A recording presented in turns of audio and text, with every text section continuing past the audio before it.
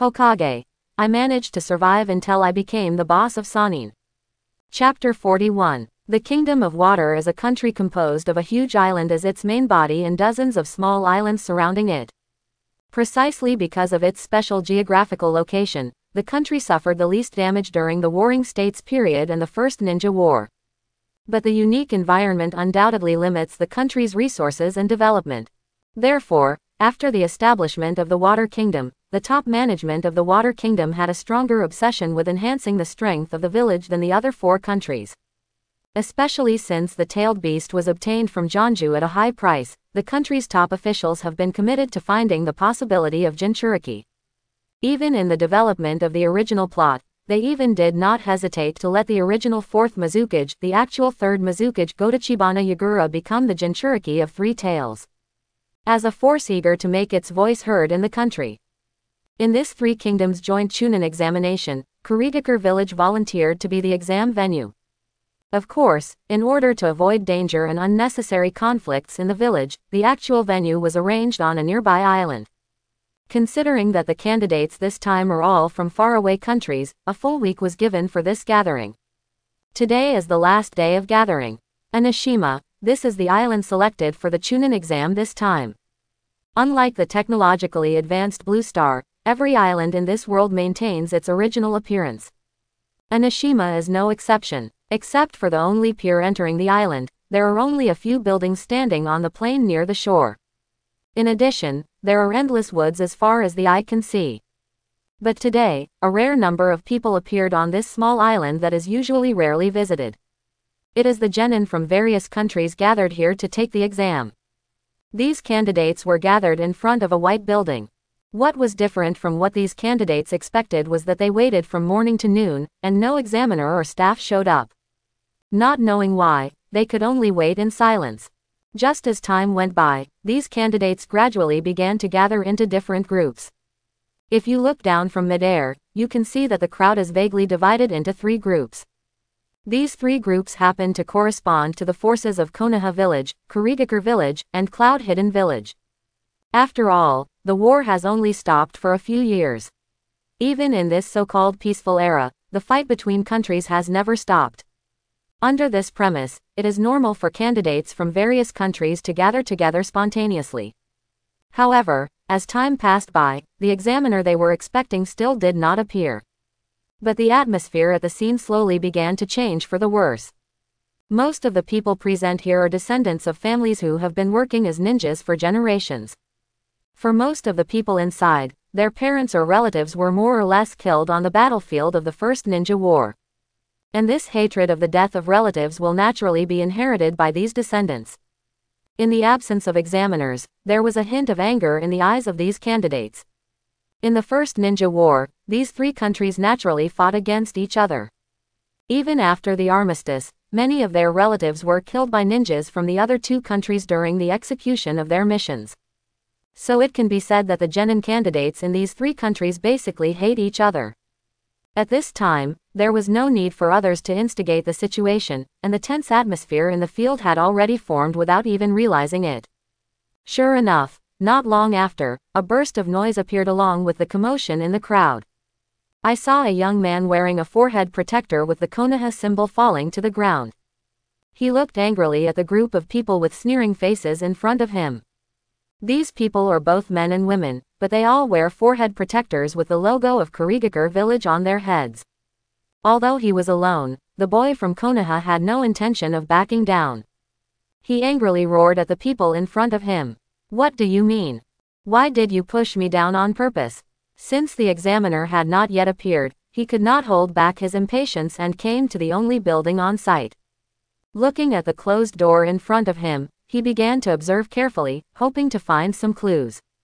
But just as he was concentrating on inspecting the white building in front of him, he felt someone push him hard behind him. In this unexpected collision, he was pushed to the ground without paying attention. Faced with the question from the young man from Konoha in front of them, this group of people did not answer. The first of them, a young man who was close to him in age and wearing a rain hat common in the Kingdom of Water, took a step forward. He looked at Konoha genin on the ground with contempt, raised the corners of his mouth, and said in a frivolous tone, Oops, sorry. Maybe you were too thin and we didn't see anyone in front of us and accidentally bumped into you. Quote. After saying that, he looked at the other party jokingly, shook his head slowly, clicked his tongue twice, and then said again. But has Konoha fallen to this level now? Are you qualified to take the Chunin exam if a character like you who is prone to collapse at the slightest touch is qualified? As soon as he finished speaking, the people behind him seemed to have heard something funny. He started laughing in response. Faced with such humiliation, the Konoha boy immediately stood up from the ground. His face showed a blush rising from anger. He stared at the group of people with wide eyes, and said through gritted teeth. You are not allowed to insult the name of Konoha. It's not your turn to judge whether I am qualified or not. Or do you want to fight me to see who is more qualified? Facing the Konoha boy's provocation, the smile on the Yuli boy's face did not change.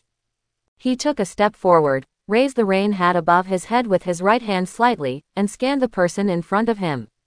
Perhaps he had long-standing grudges against the ninjas of Konoha. After a few seconds, he just heard him sneer and say, No, you may have heard wrong. I didn't mean to insult Konoha. But, in my opinion, none of the generation present in Konoha is qualified to take the exam. Quote. Facing this map cannon, the other Konoha genin who had been watching on the sidelines finally couldn't help it anymore. They moved slowly and vaguely surrounded Yuli's group of people. Of course, other people in Kurigakure village also started moving at the same time. They also walked behind the Yuli boy and confronted everyone in Konoha. Of course, not all people from Kurigakure village came over. Not far away, there were 7 Kurigakure genin holding various forms of ninja swords. The conflict here didn't seem to attract their attention, and the 7 of them were still sitting there leisurely. Either he closes his eyes and rests, or he looks up at the sky, or he stares at the house in his hand in a daze. Anyway, they didn't even pay attention to what was happening in the field. Facing the actions of these 7 people, a hint of gloom flashed in the eyes of the Yuli boy. Of course he knew that these 7 were the special people who were given the 7 ninja swordsmen by Lord Mizukage. In this Chunin exam, they are the real trump cards of Kurigakure village. And those who also didn't move were the people from Union village. Unlike the other 2 countries, which were slightly scattered, the genin in Union village all consciously stood behind a young man with an eye patch on his left eye. This boy was Toshiro, who was given high hopes by the 3rd Hokage. He has a poise that belies his age. Looking at the conflict in front of him, he motioned to everyone behind him to keep quiet. Not participating, not even watching, just watching the development of the situation with cold eyes. Although he did not get the support of the 7 ninja swordsmen, he looked at the many companions behind him. The Yuli boy felt that the situation was in his hands. Seeing that the fight was about to break out, the boy in Yuli moved his lips slightly, as if he was about to continue to say something. A slightly frivolous voice suddenly sounded in the field. Sorry, we just arrived and didn't hear clearly. What did you say about Konoha just now? Do you want to say it again? Do you want to say it again? As that voice sounded, everyone looked toward the center of the field. I saw a handsome young man with black hair, black eyes, wearing a purple vest and a Jonin combat uniform slowly appeared in front of everyone. Behind him were 3 companions wearing the same clothes but with different colors of vests. It was Kagura, Tsunade, Orochimaru, Jiraiya and others who had just arrived. In fact, the reason why Kagura and others arrived so late was not because they were trying to be cool. Kagura sneered at the idea that the protagonist should appear last. But after hearing that the meeting time was 7 days away, as a miser, he couldn't hold it back. On the way to the Kingdom of Water, I received another mission. However, the time to complete this sea-level task far exceeded their expectations. So after completing the task, they immediately started heading towards the venue. I rushed slowly and hurriedly along the way, and finally arrived at my destination on the last day. However, as soon as they arrived at the outskirts of the venue, they heard the provocative words from the Yuli boy. Seeing the unhappy look in Tsunade's eyes next to her, Kagura immediately said those words with a wink. With the appearance of Kagura and others, the expressions of everyone present showed different changes. The first is everyone in Konoha. Naturally, they knew the seniors liked Kagura. Regarding this legendary Team 7, even Lord Hokage personally acknowledged their strength. If it weren't for Kagura, the captain, who was obsessed with making money, he would have missed the Chunin exams the first 2 times because of completing tasks. They will not be reduced to taking exams with their own class. So the moment they saw Kagura and others, a look of relief appeared on the faces of other Konoha genin. Even the angry look on the face of the young Konoha boy who was involved had faded away. Instead, there was a look of peace. The crowd that had originally vaguely surrounded the Yuli boy slowly backed away and took the initiative to make way for them. They have absolute confidence in Kagura and others. The large number of people in Kurigakure village in front of them seemed unable to pose any threat to them. Not far away, the 7 ninja swordsmen, who were doing their own things, all turned their eyes over the moment Kagura appeared. Under Lord Mizukage's special instructions, they naturally conducted a detailed investigation on this competitor from Konoha. However, with the investigation during this period, the more I got to know this person, the more I felt frightened by his strength. At the moment when they really faced Kagura, the intuition from the ninja told them that the strength of the person in front of them might be stronger than what they investigated. On the other side of Union Village, Toshiro also looked at Kagura's figure with a solemn expression. As the only genius of this generation in Union Village, he has always been a steady person. Although his strength far exceeds that of his peers, he never underestimates any opponent. But the appearance of Kagura still made him, who had always been steady, feel tremendous pressure. There is no mistake, he is the one who passed the ball. Monster. As for the gathering in Kurigakure, bursts of discussion came out. Apparently they had also heard of Kagura's name as a monster, and they naturally knew that this monster would participate in the same exam as them. Then through the handsome face with black hair and black eyes, and the obvious clothes. Although no one present took the initiative to say Kagura's name, many people among the genin in Kurigakure village recognized him. As Kagura and others slowly approached step by step, a drop of cold sweat appeared on the face of the boy named Yuli. Although Kagura didn't do anything specifically, she remembered all his deeds.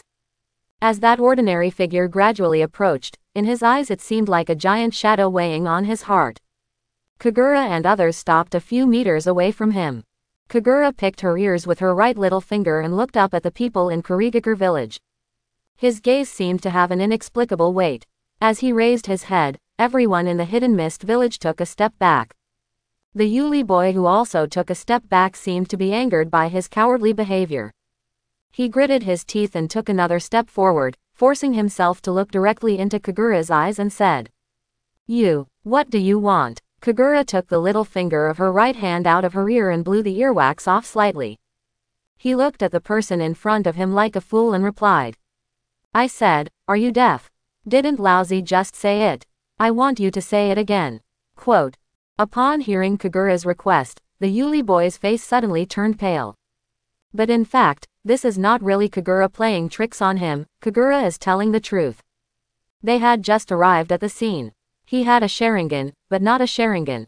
How could he possibly hear the live conversation just now from such a distance? Vaguely he just heard the word, Konoha, looked over from a distance and saw the positions of the people wearing Konoha forehead protectors and the people from Kurigakure village. No need to ask more, he roughly guessed what happened, so he spoke up to interrupt the confrontation. However, when faced with Kagura's question, the boy Yuli only regarded it as a provocation to him. But facing this legendary monster, he found that he didn't have the courage to repeat what he just said. His face turned green and white, either because he was angry at his own weakness, or because of his hatred for Konoha. He suddenly broke out. His eyes turned blood red and he suddenly pulled out a short sword from behind. He roared angrily, "I'll fight you." Before he finished speaking, he had already rushed towards Kagura. Facing this sudden attack, Kagura did not react at all. In the bloodthirsty smile of the Yuli boy, the blade in his hand slashed hard at Kagura's head. However, facing this blow, not only Kagura, but also the 3 Tsunade people behind him seemed unable to see it.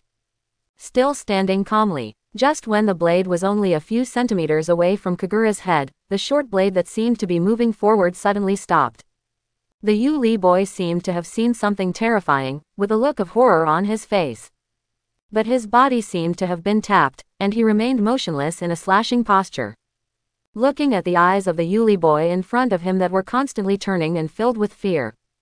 Kagura, whose eyes had turned to Sharingan at some point, said dissatisfiedly.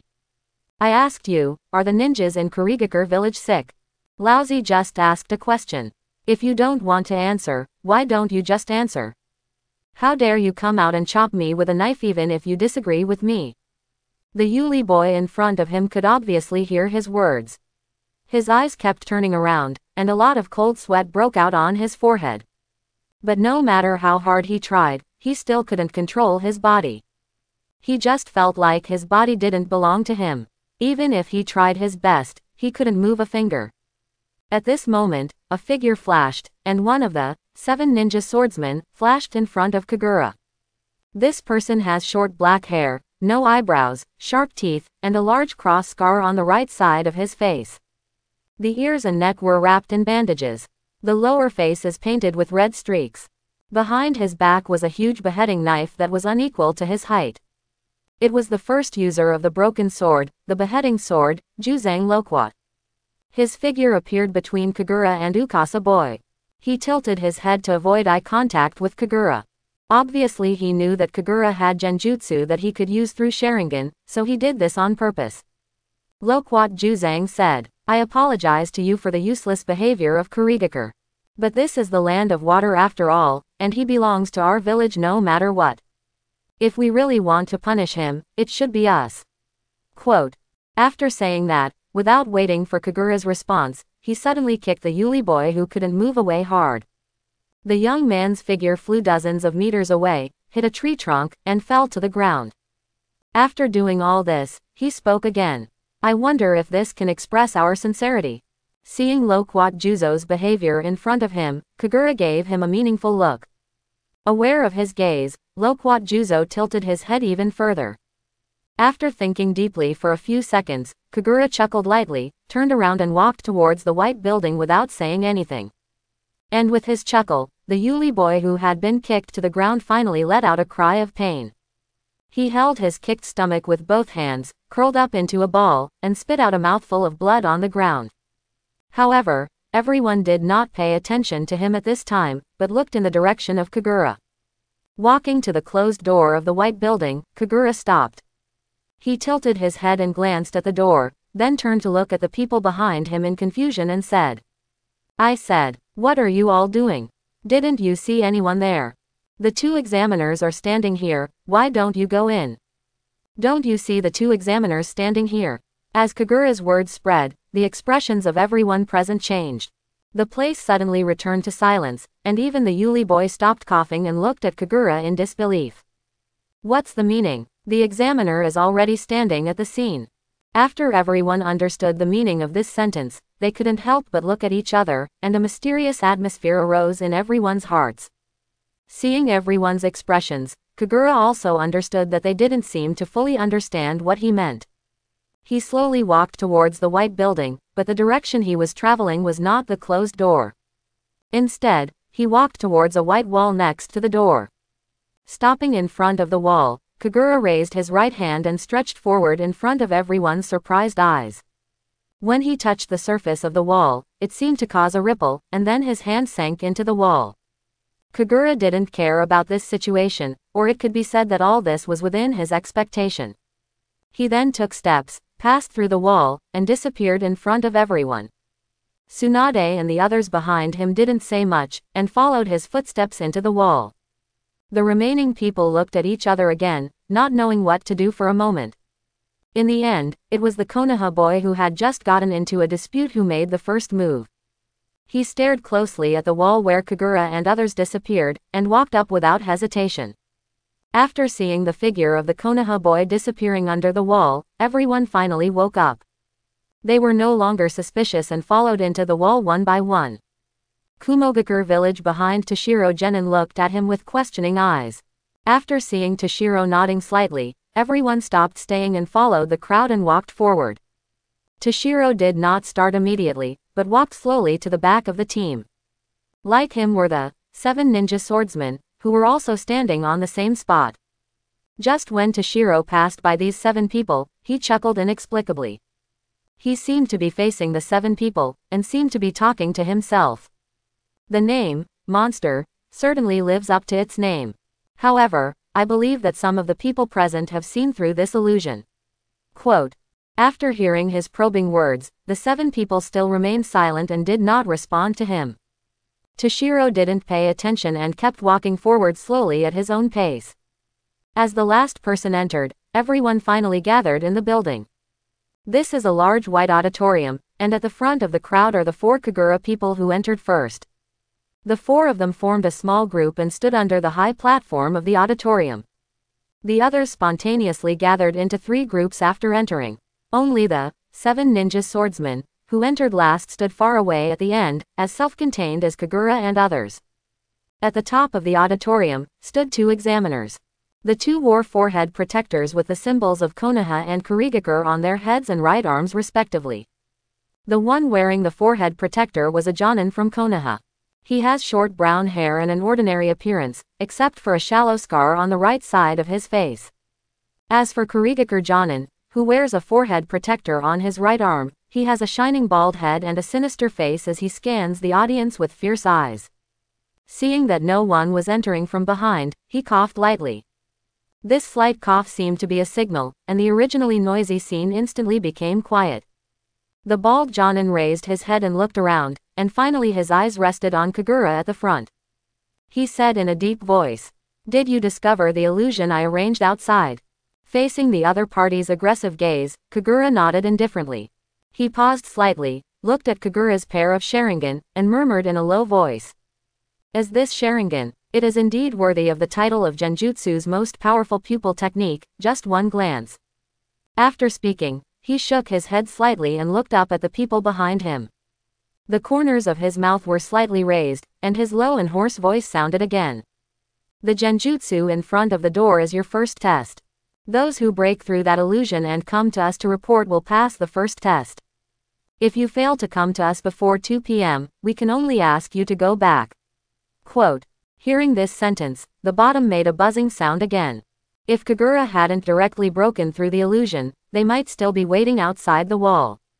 The bald examiner raised his right hand, signaled everyone to keep quiet, and announced, "Okay, although it is not the same as our original intention, but since you are all here, the first level is for everyone to pass." Having said this, he turned his head and looked at the other examiner beside him. After seeing the Jonin from Konoha nod slightly, he continued, "Next, we will directly start the second assessment. Everyone, follow me here." Quote. After saying that, the 2 examiners turned around and walked towards a part of the auditorium. Many candidates followed behind silently. After passing through a not-so-long corridor, everyone came to a room that resembled a classroom. The 2 examiners stood in the classroom one behind the other. After a brief pause, everyone consciously sat down on one of the seats. The bald examiner standing at the top crossed his arms. After seeing all the candidates seated, he took out a test paper from behind and placed it on the podium in front of him. When she saw the test paper, Kagura started complaining crazily in her heart. "Really, there is still a written test?" I asked. "Can the education bureaus of this world have some new ideas? What kind of written test do you want a group of ninjas to do? It seems that there are no cultural classes taught in the ninja school." Looking at the candidates in the audience who seemed to have guessed the content of the assessment and some of their eyes were straight, the corners of the bald examiner's mouth raised slightly. After looking around for a week, he said, "As you may have guessed, the assessment content this time is a written test. What I have in my hand is the test paper for this written test." Quote. After saying that, he took out another stack of test papers from under the podium, walked to the front desk and started distributing them. For a while, there was only the sound of paper turning, and a white wave surged from the front to the back. It was the candidates in front who consciously passed the test papers to those behind. After the bald examiner distributed the test papers, he returned to the top podium again. He began to describe the rules of the exam. "There is a pen under the desk where you are sitting. The time for answering questions is 1 hour. The full score of the exam paper is 100 points. If you can reach 80 points, you will pass the exam." Quote. At this time, Kagura was listening to his story while curiously looking at the test paper in her hand. But when he saw the questions on the test paper clearly, he couldn't help but be shocked. This is. Looking at the test content on the test paper, Kagura's eyes were in a trance. This is the first question on the test paper. The following are the known conditions. You have been seriously injured and cannot move, and you only have a shuriken with an explosive charm in your hand. The enemy is about 100 meters away from you and is searching for you, and you also know the specific location of the enemy at this time. There is a big tree with a branch width of 10 meters and a height of 50 meters right between you and the enemy. The effective damage range of the explosive charm is 1 meter in radius. Please tell me, what angle should you use to project the object from the ground, and how long should you set the explosion time of the explosive symbol? Only then can I use shuriken to cause effective damage to the enemy. The moment he saw this question, Kagura felt as if he had traveled back to Blue Star and was taking the familiar physics test paper. He quickly looked at the other questions and found that these questions were basically elementary physics problems. Of course, there is also some common sense involving the structure of the human body. For example, what hits a specific part of the body can cause a person to lose the ability to walk? Which part of the human body can be hit to instantly render the enemy unconscious, and give 3 specific ways to do so? I have to say that this is indeed a test paper with strong practical operations in the Hokage world. Basically, some battle scenarios or some common sense issues in fighting are listed. But the problem is that this type of question is not difficult at all for Kagura, a person who has experienced traditional Chinese education in her previous life. Except for the part about human body structure, these other topics in Blue Star can only be regarded as junior high school level knowledge at best. Kagura became more and more excited as she looked at the test questions that were giving her nothing. Not noticing Kagura's excited expression, the bald examiner on the podium continued to explain the examination rules.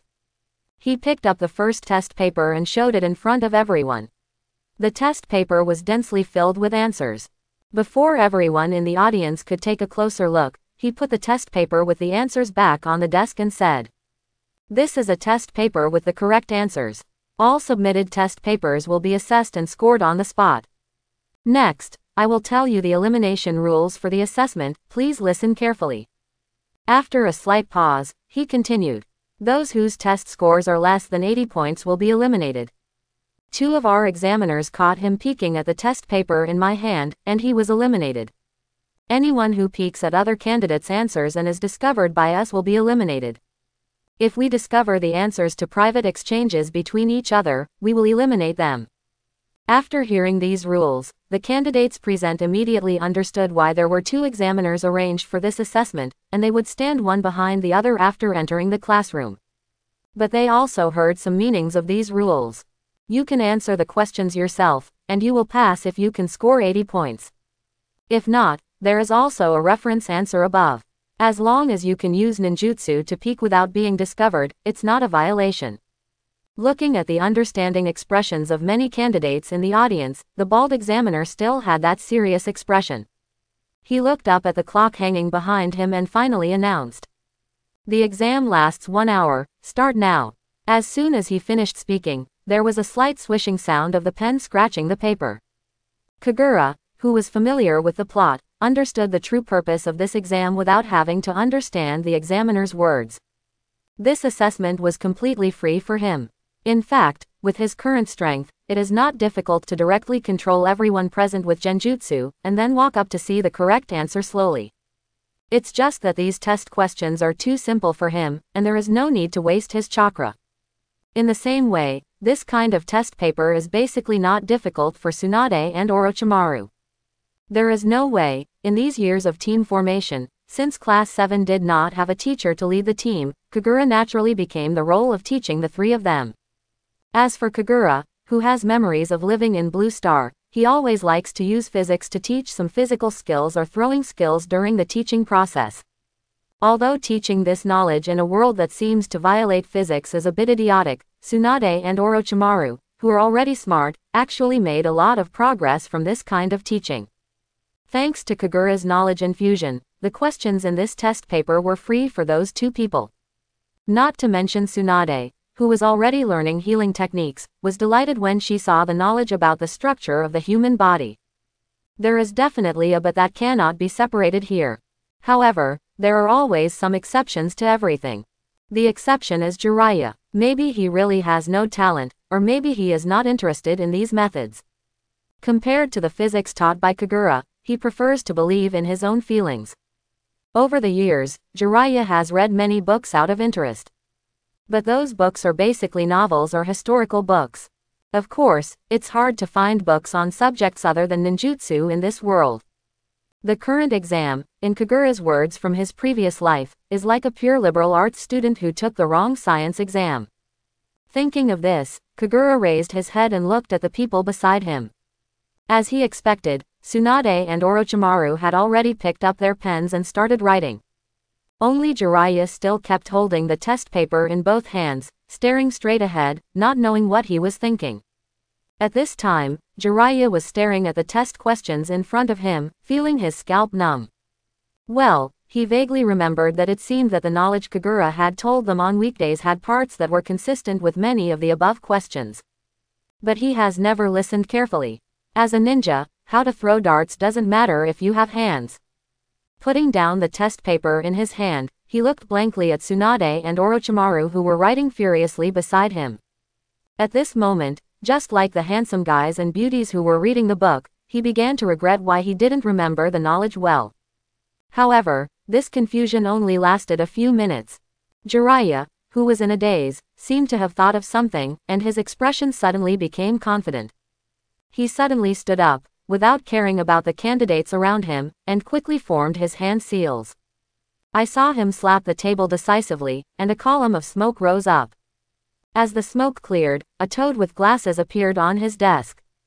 The toad was no more than the size of a small dog. It raised its glasses from the side with its right palm and asked in a calm tone. "Oh, rare, little Jiraiya, you actually summoned me. Tell me, what's the matter?" Looking at the toad in front of him, Jiraiya raised his hand to touch the back of his head in embarrassment, pushed the test paper in his hand over, and said embarrassedly, "Can you help me with this test paper?" The spectacled toad in front of him was the most knowledgeable among the Mount Myoboku that Jiraiya knew. In desperation, he had no choice but to make this decision. I don't know why, it was obviously just a toad, but everyone clearly saw a look of contempt on the toad's face. It rolled its eyes at Jiraiya, but still took the test paper and started reading it. But a few seconds later, it grabbed the pen from Jiraiya's hand. He held the pen in a weird posture with the webbed palm and started to write the answer while complaining. "Can you solve such a simple question by yourself next time? I tell you to read more useful books. Also, if you dare to secretly put those pornographic books in my place next time, I will file a complaint with the Great Toad Immortal." Jiraiya froze when he heard that the spectacled toad revealed all his little secrets, but could only rely on it to take the test. Putting his hands on the table awkwardly, he could only lower his head silently in the end. Tsunade on the side raised her head and cast a contemptuous look at him, then lowered her head to the test paper and started writing. Jiraiya's godlike operation shocked all the candidates. One of the candidates from Union Village looked at the toad speechlessly, and then looked at the bald examiner on the stage. He hesitated and asked, "I said, is this okay?" The bald examiner, who kept his arms folded, didn't even look at him, but still answered his question. "Didn't the rules I just mentioned say that you can't use necromancy?" Operator Operator Ah. Okay, it seems like there really isn't. That's fine then. If you have the ability, you can also channel a summoned beast to help you take the exam. I won't stop it either. Quote, after hearing the bald examiner's answer, the candidate lowered his head helplessly and started writing silently. Hateful. Who would form a contract with a scholar-type psychic beast? Although Jiraiya's actions caused some commotion, the scene quickly calmed down. Although there are many people present who have learned psychic skills and have their own psychic beasts. But just as the candidate thought, when choosing psychic beasts, everyone tries to find powerful ones. If you really can't take a step back, you should at least look for types with special functions. The idea that knowledge is power is obviously not feasible in this world. So if he wanted to imitate Jiraiya and channel someone to take the exam instead of him, he would be the only special case. Talking about spiritualism, this is still a pain in Kagura's heart. The reason was that no matter how hard he tried to channel, the white egg still appeared every time. It was as if a ghost had taken possession of him. The egg seemed to have taken a liking to him, and he couldn't feel other creatures at all every time he used necromancy. Later, after 3rd Hokage Sarutobi Hiruzen learned about this, he also gave him his own advice. Kagura listened to the suggestion, and after careful consideration, she signed a contract with the egg with her blood. The moment the contract came into effect, Kagura truly felt the powerful creature inside the egg. However, several years have passed, and every time he is summoned, the appearance of the egg remains almost unchanged. Even Kagura at some point was imagining the possibility of throwing eggs at her enemies in the future. Returning to the examination site, after the commotion caused by Jiraiya, the scene returned to the sound of paper and pen rubbing against each other. However, after a while, the Konoha Jonin who had been standing behind and seemed to have no trace of his presence appeared. Suddenly, his figure appeared next to a certain candidate and held the person's right hand tightly. The examinee who was caught turned pale instantly, and there was a note on the palm of his right hand. Konoha Jonin bent down and gently picked up the note with the index finger and thumb of his other hand. Opening it slowly, the above are the answers to the first 2 questions in the exam. He looked at him and the candidates beside him expressionlessly and said, "You 2 were caught cheating, were disqualified from the exam, and were eliminated." After saying that, without waiting for their explanation, he directly carried them out one by one like a puppy. Not long after the Konoha Jonin left, the bald examiner on the stage also made a move. He was originally standing on the stage with his arms folded across his chest and suddenly stepped down hard with his foot. With a loud noise, a big hole was made in the floor beneath his feet. There was an examinee in the pit who was sitting on the ground with a horrified look on his face, looking desperately at the examiner in front of him. Looking at the candidates in the pit, the bald examiner showed a sinister smile and said, "It's pretty good to know how to use Earth Style. But you idiot, can you put a clone on your seat before using Earth Style? Or do you think I'm blind and can't even see that there's one less person on the field? You failed too. Here I declare that you are eliminated, get out of here." After these 2 episodes, the atmosphere at the scene obviously became tense. They also understood at this time that if they wanted to cheat in front of these 2 Jonin, they would have to use some real skills. However, even so, it happens from time to time that a certain candidate is caught on the spot. As for Kagura, it only took 15 minutes to complete the test paper in front of her. Then he leaned back leisurely on the chair, his eyes slowly turned to Sharingan, and he watched with interest the cheating methods of those present. In fact, in addition to those who were caught on the spot with poor means, there are still many people who have successfully cheated. For example, Toshiro from Union Village. In fact, his method is similar to that of the candidate who was picked up from the ground and used Earth Style. It's just that his body didn't move, but just sat there. He secretly released an Earth clone under his seat, and directed the clone to use Earth Style to reach the ceiling some distance away from the bald examiner. So the clone only exposed its only intact eye, taking in all the correct answers spread out on the podium. Another example is the 7 ninja swordsmen. Their targets are obviously candidates who are easier to attack. A layer of mist suddenly appeared where they were at a certain moment, but that layer of mist only existed for a second and then disappeared. However, in just this second, 2 of the 7 people were replaced by water avatars. The 2 people themselves teleported and turned into darkness, hiding in the shadow of the target candidates. So the 2 people hid in the shadows and read all the answers of the target openly. Then he used the same method to return to his original position, and instantly removed the water body and replaced it. The 7 people seemed to have their own code system. After completing the problem solving, the 2 people moved their hands secretly and made several gestures. The other 5 people suddenly seemed to know the answer and began to write. In addition, Kagura also discovered that there were many ninjas with other methods on the scene, and their diverse methods opened Kagura's eyes. There is Genin from Konoha's Yamanaka clan, who directly uses the technique of mind-body transformation to check the answers of other candidates. There were also people from the Aburame clan who spread a lot of bugs in the examination room. However, what surprised Kagura the most was a candidate from Union Village. He didn't know what method to use, but he actually created a cloud that was only the size of a palm above the examination room. And he actually transferred one of his eyes to the cloud. The thin cloud just floated slowly above the examination room, checking the test papers of most of the candidates. As each candidate showed their magical powers, time passed minute by second. As the time approached, many candidates in the venue also showed different expressions. The candidates who had completed the examination papers sat quietly in their seats, waiting for the passage of time with a calm expression.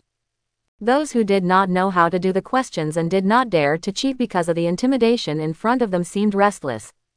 No matter what, time continues to pass at its own pace. An hour passed quickly. The bald examiner at the top looked up at the clock and announced the end of the exam. This time it also violated the plot in Kagura's image. The examiner did not do anything in the so-called final assessment. It did not test everyone's determination, saying that if they failed, they would be unable to take the exam for life. Chunin came to force back those who were wavering. After announcing the end of the exam, the two examiners collected all the exam papers as usual, and then sat at the scene to correct them on the spot. However, the essence of this assessment is to test the candidate's ability to obtain information. Of course, if you have sufficient knowledge yourself, you can avoid this ability test. In fact, there are not many questions in these examination papers. Most of them are in the form of large questions. Basically, there are only about 10 questions in the entire examination paper. But even so, facing nearly 100 test papers, it took the two examiners nearly an hour to finish marking them all. Those candidates who scored less than 80 points were asked out of the classroom and looked at the remaining 70 or 80 candidates. The bald examiner stood on the podium and congratulated expressionlessly. Congratulations on passing the second assessment. Here, from a personal standpoint, I would like to remind you that the next assessment will no longer be so peaceful. You will face casualties and even death. If there are any candidates who are afraid, I suggest that there is still a chance to withdraw. Quote. Pausing slightly, he looked at the many genin below. How can someone who can sign up for the Chunin exam give up easily just because of these two sentences? After waiting for a few minutes, when no one left, the bald examiner sighed with relief and regret. He then spoke. Okay, now that you have made your choice, then follow me to the next exam location. After speaking, he led everyone out of the white building. After passing through a forest, they saw a larger forest. After everyone gathered on the flat ground in front of the forest, the bald examiner turned around and began to explain the content of the next exam to them. After hearing the specific content, Kagura's eyes couldn't help but shrink. It seems that the cruelty of this exam has just begun. It was already afternoon, and it was the time of day when the sun was at its strongest. However, the huge forest not far from Kagura and the others looked like a giant beast lying on the ground. The layers of trees obscured everyone's view, and even the scorching sun's rays could not penetrate. The darkness in the depths of the forest was like the eyes of a giant beast, watching the people in front of it. Everyone gathered in an open space in front of the forest, and the bald examiner who led the team stood at the front of many candidates. In the previous written examination, they eliminated nearly a quarter of the candidates because they did not score enough or were caught cheating. However, even so, there were still nearly 70 or 80 people standing at the scene. That Konoha Jonin disappeared silently after the written examination. At this time, there was only this bald examiner in front of Kagura and the others. He looked around, looking at the excited eyes of the people in front of him who were eager to try, and a rare hint of unbearability flashed in his heart. After clearing his throat, he spoke. Next, is the third assessment. You should also have noticed the forest in front of you. Quote. As he spoke, he raised his right hand and pointed to the forest behind him with his thumb. Without waiting for anyone to respond, he continued. On the other side of that forest, there is a white building. Your task for this assessment is to arrive at the building before 12 noon tomorrow. But in addition, there is a condition required. Quote. Having said this, the corner of his mouth twitched slightly, and he glanced at everyone with a malicious look before saying. After arriving there, only those with 2 forehead protectors are qualified to enter and truly complete this assessment. After hearing his words, there was a burst of discussion in the crowd. Kagura in front also shrank her eyes instantly after hearing the rules clearly. Kagura, who has traveled here for a long time, knows what the forehead protector represents better than anyone else. It is no exaggeration to say that the forehead protector that Genin received from his mentor when he graduated is the second life of the ninja. Don't you see that even those so-called vicious countries are rebelling against each other? When they betrayed the village, they would only get a scratch on their forehead protector at most, but almost no one would discard this accessory that symbolized their ninja status. Speaking of this, I can't help but think of that idiot Sasuke. He should be one of the very few. It can be said that the importance of this forehead protector is far greater than ordinary people imagine.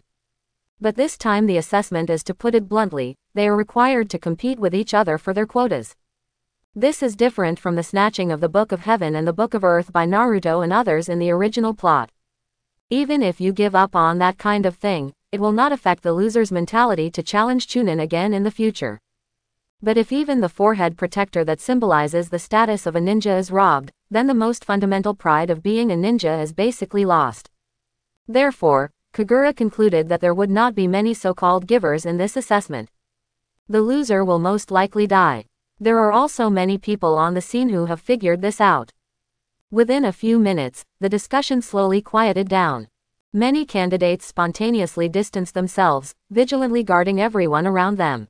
You must know that the assessment requirements just announced by the examiner did not say that the guardians must come from different villages. Therefore, in this assessment, in addition to people from different villages, even Genin from the same village is his enemy. This is a personal hunting game. Seeing everyone's reactions, the bald examiner also nodded secretly with pleasure. He opened his mouth and said, "There is also another rule. No fighting is allowed within my sight. You must be out of my sight before you can start fighting. Next, you will enter this forest in batches. Come out when you hear my name being called. The first batch is Irakaido, Igawa Shunsuke, Koi Doyuki." As he called his name, a man walked out of the crowd. After about 20 people, the first group of people walked into the forest. Then came the second group, also more than 20 people. Looking at the last group of people, Kagura found that except for Tsunade, Orochimaru, Jiraiya and herself, the 7 ninja swordsmen from Toshiro and Kurigakure village that he had always been optimistic about were actually there. It is obviously not a coincidence that almost the strongest group of people are left at the end. After thinking for a moment, Kagura instantly understood the examiner's intention. In this form of hunting in the forest, those who enter first will undoubtedly have an advantage over those who enter later. After all, the person who gets in first can choose a location that is favorable to them to ambush. Therefore, allowing relatively strong people to enter at the end can be regarded as a balancing method for the examiner in this assessment. 10 minutes after the second group of people entered the forest, following the examiner's eyes, the remaining people also took steps and began to walk into the forest one after another. Just as they entered the forest, the last group of people dispersed warily. Not long after, Kagura and the 4 of them were left in the team. Looking at the empty surroundings, the 4 of them looked at each other and smiled. Kagura said first in a joking tone, "How about the 4 of us team up? Just find a few people to fight 4 to 1, and it feels like we can complete the task directly today." Quote. Faced with Kagura's suggestion, Jiraiya rolled his eyes, and Orochimaru and Tsunade also looked disapproving. Seeing the attitude of his teammates, Kagura also put away his smile and said, "Okay, then let's meet at the finish line tomorrow." Facing Kagura, Orochimaru just nodded and left. Jiraiya put his head behind his hands, smiled at Kagura and said, "How about we compete to see who can reach the finish line faster tomorrow?" Kagura responded with a smile and nodded slightly. Seeing this, Jiraiya said no more, turned around, waved and left. After everyone left, the last Tsunade shyly took Kagura's hand. She stared at Kagura with her big eyes, and whispered in her mouth, "You still have to be careful, although I believe no one here can defeat you head-on. But if others are besieging or ambushing you, you will still be in danger." Quote. Looking at Tsunade's affectionate eyes, Kagura's expression softened a lot unconsciously. He slowly touched her head and responded in a low voice, "I understand, you should also be careful." Looking at Kagura's face so close to her, Tsunade suddenly stood up on her tiptoes and kissed her gently with her red lips. Kagura's eyes widened, but before he could feel the softness, Tsunade left quickly. At this time, Tsunade's face was as red as a ripe apple. She held her face in her hands, leaving only, "I'm leaving," and quickly turned around and ran away as if she had done something wrong. Looking at Tsunade's back, Kagura touched her lips with her hand, as if reminiscing about the kiss just now. However, at this moment, he was vomiting in his heart. I, an adult, had my first kiss taken away by a girl. No, it's only fair that I have to take the initiative next time. Quote. After a few seconds, he suppressed his silly smile, turned around and walked towards the depths of the forest. Admittedly, what he just proposed to everyone was a good strategy. But he also knew very well that these friends in Class 7 would not agree to this strategy. Because they are the legendary Sannin, the geniuses of this generation. Since this is a single-person assessment task, they are not allowed to rely on shortcuts to complete the task. This is their pride, and it is also the belief that a person must have on his way to becoming a strong man. Looking at the dark forest in front of him, a smile slowly appeared on Kagura's face. Come on, let's enjoy this hunting game. In a dark path in the forest, an overly fair-faced boy was walking slowly along it. It was Orochimaru who had just parted with Kagura and the others. Regarding Kagura's joking proposal, he knew very well that neither he nor the other two would accept such an approach. It's just that compared to Jiraiya, he has a relatively dull expression and doesn't know what expression to use to face Kagura's bad taste. So after Kagura said the words, "See you at the end," he directly chose to leave. In fact, after he came to this exam, the only person he could consider a strong enemy was Kagura, who was both a teacher and a friend. Although he was aware of the strength of the Seven or that Toshiro, he did not feel that those people could rival Kagura. As Kagura's teammate, he can be said to have the clearest understanding of its strength. And he has always been very clear in his heart that Kagura has not shown all his strength in front of them, but has hidden something. As a genius of his generation, he also has his own pride. Although he recognized Kagura, it did not mean that he would always admit that his strength was inferior to her. In fact, the current Orochimaru is much stronger than the self at the same time in the original plot. On the one hand, it was because Kagura taught them without reservation. Whether it's taijutsu or ninjutsu, Kagura is happy to share his knowledge with them. Especially regarding the ninjutsu of the Chidori style, he did not hide it, but taught this ninjutsu to 3 people. But it is a pity that Jiraiya seems to be unable to learn it no matter what. The person who learned this ninjutsu the fastest was Tsunade. It's just that she also made certain developments and changes to this ninjutsu. Compared to Chidori's method of concentrated destruction, Tsunade prefers to use Chidori's lightning to stimulate her body, in order to achieve the effect of strengthening one's own strength and defense. On the premise of having natural monster power, after getting the bonus of Chidori style, Tsunade has become a well-deserved humanoid Tyrannosaurus. In the past 2 years, even Kagura didn't dare to compete with her in physical skills. As for Jiraiya, he doesn't even dare to joke casually in front of Tsunade now. As for Orochimaru himself, after studying Chidori-style ninjutsu, his strength has also been strengthened to a certain extent. But compared to Tsunade, he has never been able to fully master this ninjutsu. Maybe I really lack talent for lightning style. Because of this, Orochimaru actually didn't take this test too seriously. To him, except for Kagura and the people in Team 7, everyone else is just cannon fodder. Therefore, he was not on guard at this time and walked on the path openly. His tactics are also very clear. Instead of wasting time looking for prey, it is better to attract prey to come to him. As expected, just when his footsteps landed on a pile of leaves, an accident occurred. With a clear sound, a trap made of rope suddenly appeared under his feet. The noose instantly tightened his ankles and hoisted him to the tree. Faced with this unexpected situation, Orochimaru seems to have made no move to save himself. Just like that, he was hung in the air and swayed back and forth.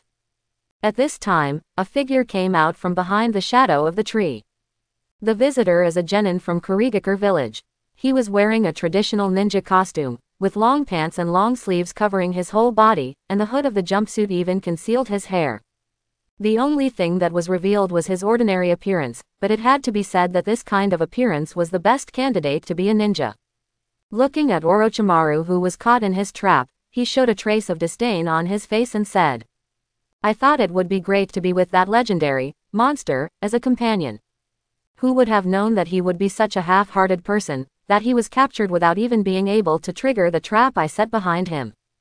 It's really disappointing." Quote, but before he could sigh, a cold voice came from behind him. "Oh, then can you tell me what other traps you made later?" Hearing this voice, the genin immediately felt a chill on his back and turned around to look over. He saw Orochimaru standing behind him, looking at him with a smile. Seeing such a scene, he immediately looked towards the trap on the other side. But Orochimaru was nowhere to be seen there. There were several snakes as big as arms wrapped around the noose. Looking at the frightened enemy, the smile on Orochimaru's face became even brighter, and he still said in a gentle tone, "Since you are determined to ambush me, you should be prepared for my counterattack, right? With the nature of a ninja, I believe you will not give up handing over your forehead protector." So, at this point, the smile on his face gradually turned into a grin, and there was a dangerous look in his eyes that Kagura and others had never seen before. He seemed to reveal his true nature at this moment, just like a greedy giant snake staring at its prey. After looking up and down at the person in front of him, he continued, "Then you won't have any complaints if I kill you." Looking at Orochimaru, who was slowly approaching him, the genin felt like he was facing a natural enemy. The biological instinct made him feel a kind of fear. At this time, he had lost the idea of resistance, and only had the idea of escape in his mind. After a brief scream, the forest became quiet again. Orochimaru was rubbing a forehead protector with the Kurigakure village logo in his hand, and there was a drop of blood on it. And that genin fell to the ground covered in blood. His face was pale and his eyes were closed. But the chest that keeps rising and falling shows that the owner of this body is still alive. Looking disdainfully at the enemies on the ground, Orochimaru narrowed his eyes in confusion. What puzzled him was that he didn't kill this man in the end, but subconsciously kept his hand. According to his previous personality, this person should have no chance of surviving. Hey, maybe I have been with Kagura for too long, and he has changed my mentality unknowingly. Thinking of the reason in his heart, he no longer struggled with it, but put away the forehead protector in his hand and headed towards his destination. Not far from him, there was a small flat land in the forest. An examinee from Union Village was pinned to the ground by a huge toad and could not move. Jiraiya jumped off the toad's head and easily took off the examinee's forehead protector in the face of despair. Jiraiya looked at the forehead protector in his hand, smiled and said, "Done." Looking at the subdued candidate in front of him, he hesitated for a moment and then said comfortingly, "Well, you just think it's bad luck to meet me. Try harder next time you take the exam." Quote. After saying that, he looked up at the toad and said, "Tai Wentai, after I leave, please remember to cancel the summons and go back in half an hour. Please help me detain this person for a period of time to prevent him from coming to trouble me again." Quote. Gamabunta took a leisurely puff of cigarette, exhaled a large puff of thick smoke, and then slowly Kaido. "I understand, please leave quickly. Am I still in a hurry to go back to eat? You guy, you don't know how to read the time every time. Psychic beasts also have their own lives, okay." Seeing that Gamabunta showed signs of continuing to complain, Jiraiya shrank his head. He stopped talking nonsense and turned around to leave. So, in the desperate eyes of that genin, his figure gradually disappeared into the dense forest. The scene changed and Tsunade was walking in the forest in a good mood. Occasionally recalling her impulsive kiss just now, her cheeks turned red unconsciously. "Although I have always maintained a relatively close relationship with Kagura over the years, this is indeed my first time kissing. Oh, am I being too proactive? I heard my mother-in-law say that if a girl takes too much initiative, a boy will not understand how to cherish her. But I've already kissed you, so what can I do?" Thinking of this, she unconsciously pouted her lips, looking distressed. After finally worrying for a long time, she calmed down, a dangerous look flashed in her eyes, and said decisively, "Forget it, never mind. Now that he has kissed me, I am his. If Kagura dares not to admit it, I'll beat him."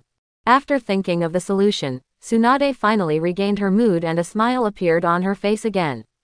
However, Just as she pushed aside the tall grass in front of her, several familiar figures suddenly appeared in front of her. Upon closer inspection, there were 7 people standing in front of them, 7 with strange knives.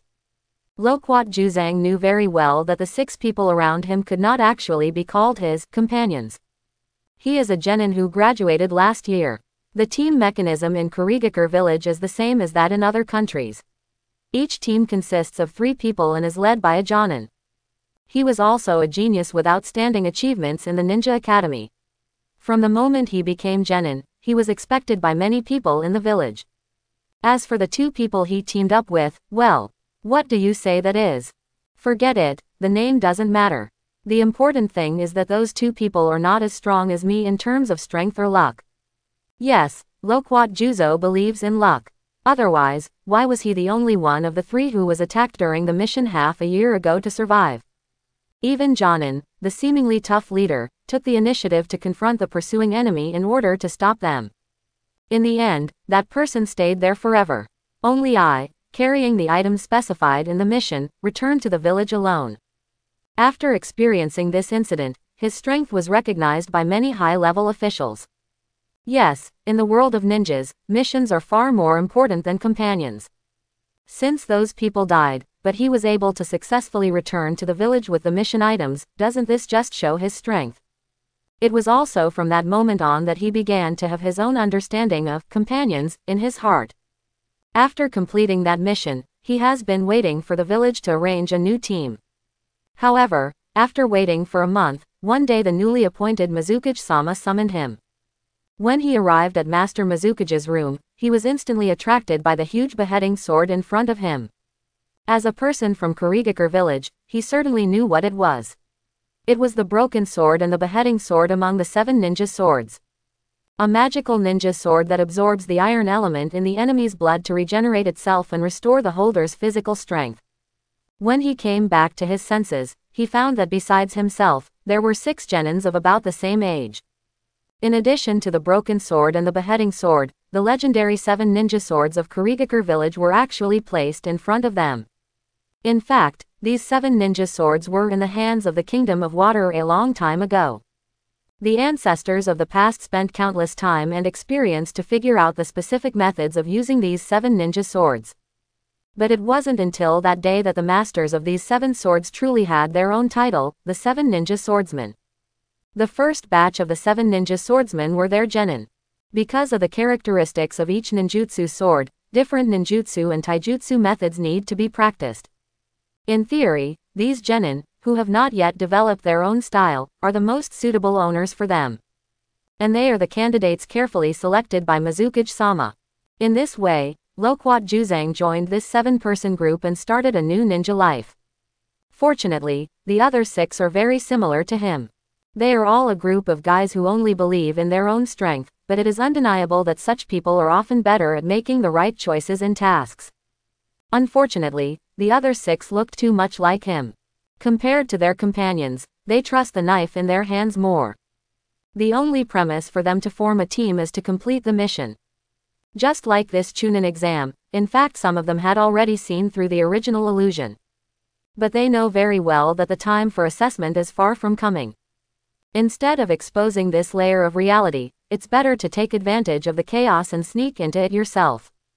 If Mizukage-sama hadn't ordered that all 7 people must pass the exam, the person who first discovered it wouldn't even want to share this information with others.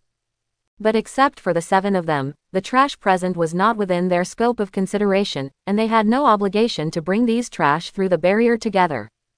They also saw the dispute between the Yugasa boy and Konoha behind them. But they naturally have no interest in this meaningless provocation. But that young man appeared and defeated the fool from hidden Kurigakure village just by relying on those eyes. If it were not for the face of the village, Loquat Juzang would not even want to show up and let that idiot be eliminated directly. But then they didn't expect that Kagura didn't even think about hiding anything, and broke the illusion directly in front of everyone. Seeing this situation, they could only follow in silently. Another example is now. Unlike Kagura and their so-called pride, these 7 people will only choose the easiest way to get through the level. So as soon as they stepped into the forest, the 7 of them naturally started to form a team. It has to be said that in this environment, they gained a huge advantage by forming a team. In just half an hour, they had already harvested 3 forehead protectors. In fact, if they had not taken into account the attitude of the village and deliberately spared the people from the same village on the road, they would only have more forehead protectors on their hands now.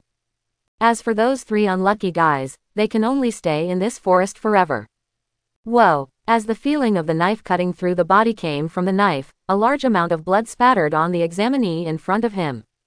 He stared at Loquat Juzang unwillingly, and finally his body lost strength and fell to the ground. Putting the huge beheading sword on the ground aside, Loquat Juzang squatted on the ground and took off the forehead protector stained with the blood-stained Konoha mark. It's the 4th one. It seems we can complete the task tonight and reach the final building. The watermelon mountain pufferfish ghost sitting on a stone nearby said. He is a huge fat man with green streaks painted on his cheeks. He has long orange hair that reaches his waist, has sharp teeth, and his neck is wrapped in a fluffy bandage. Loquat Juzang stood up and put away the forehead protector. However, just as he was about to speak, a bush not far from them was pushed aside, revealing the figure of a girl.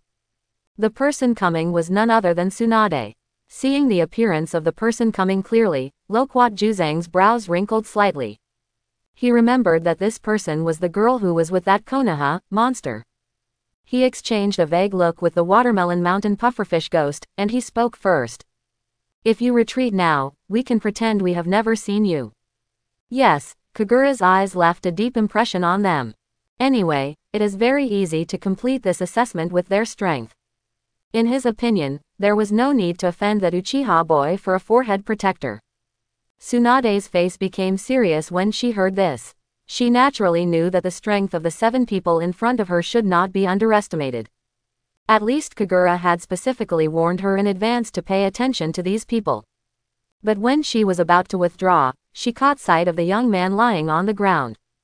That young man was the one who had an argument with the Yuli-wearing candidate from Wuin village before. Most importantly, he is also from Konoha. At this moment, the young man who was still full of energy before was now lying in a pool of blood. His eyes were closed tightly, not knowing whether he was alive or dead. The steps that were about to retreat stopped again. After thinking for a few seconds, Tsunade gritted her teeth and said, "Give that man to me, I will take him away." Hearing Tsunade's request, Loquat Juzo was slightly startled. He really didn't expect that this girl would be so ungrateful after his temporary kindness in letting her go. But before he spoke, someone beside him already said, "I said, Loquat Juzang, what are you afraid of? Aren't they the companions of that boy from Konoha? Just kill him, even if we meet him later. Are you still afraid that the 7 of us can't beat him alone?" That's right, and there may not be competitions involving teams in the subsequent assessments.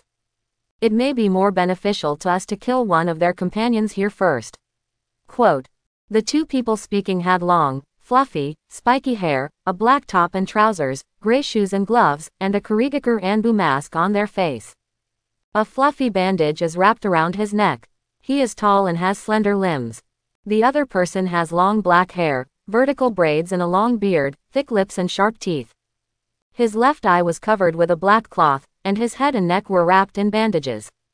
It was Kushimaru Kuriru and Jinpachi Muri who were known as the Heartless Duo among the 7. Hearing the words of his 2 companions, Loquat Juzang sighed silently. He pulled out the beheading sword beside him, looked at Tsunade and said, "This is your own choice, don't blame me." Seeing the opponent's actions, Tsunade also understood that this battle was inevitable. Yes, she had the chance to retreat directly, but she still made a seemingly stupid choice. But as a descendant of the first-generation Hokage, if she was asked to abandon her companions in Konoha and escape, then she would not be the famous Tsunade Haim. Taking a breath, Tsunade tightened the cuffs on her wrists. He made a ready posture with his hands clenched and his left hand forward. If Loquat Juzo and others had eyes like Kagura at this time, they would have noticed that there was a tiny flash of lightning on Tsunade's body at this time. It is the Chidori style that Tsunade learned from Kagura. It's just that unlike Kagura's fierce attack method, Tsunade's method of use is more meticulous. She spread Chidori's electricity throughout her body, using it to stimulate the muscles throughout her body. As a result, his speed, strength, and resistance ability have been greatly improved. When Kagura saw this method of use for the first time, he first thought of another great comic in his previous life. It was a masterpiece painted by an old thief whose name consisted of 4 words of praise, and Tsunade was very similar to the electric mouse form of one of the protagonists in it. The confrontation in the field became more and more tense, but to everyone's expectation, it was the seemingly weak Tsunade who launched the attack first. She kicked her right foot hard, and a huge crack appeared on the ground. And her body was like a cannonball, rushing towards Loquat Juzang at the front. He looked at Tsunade, who was charging towards him, very domineering. Loquat Juzang did not dare to look down upon him, and quickly raised the sword in his hand in front of him.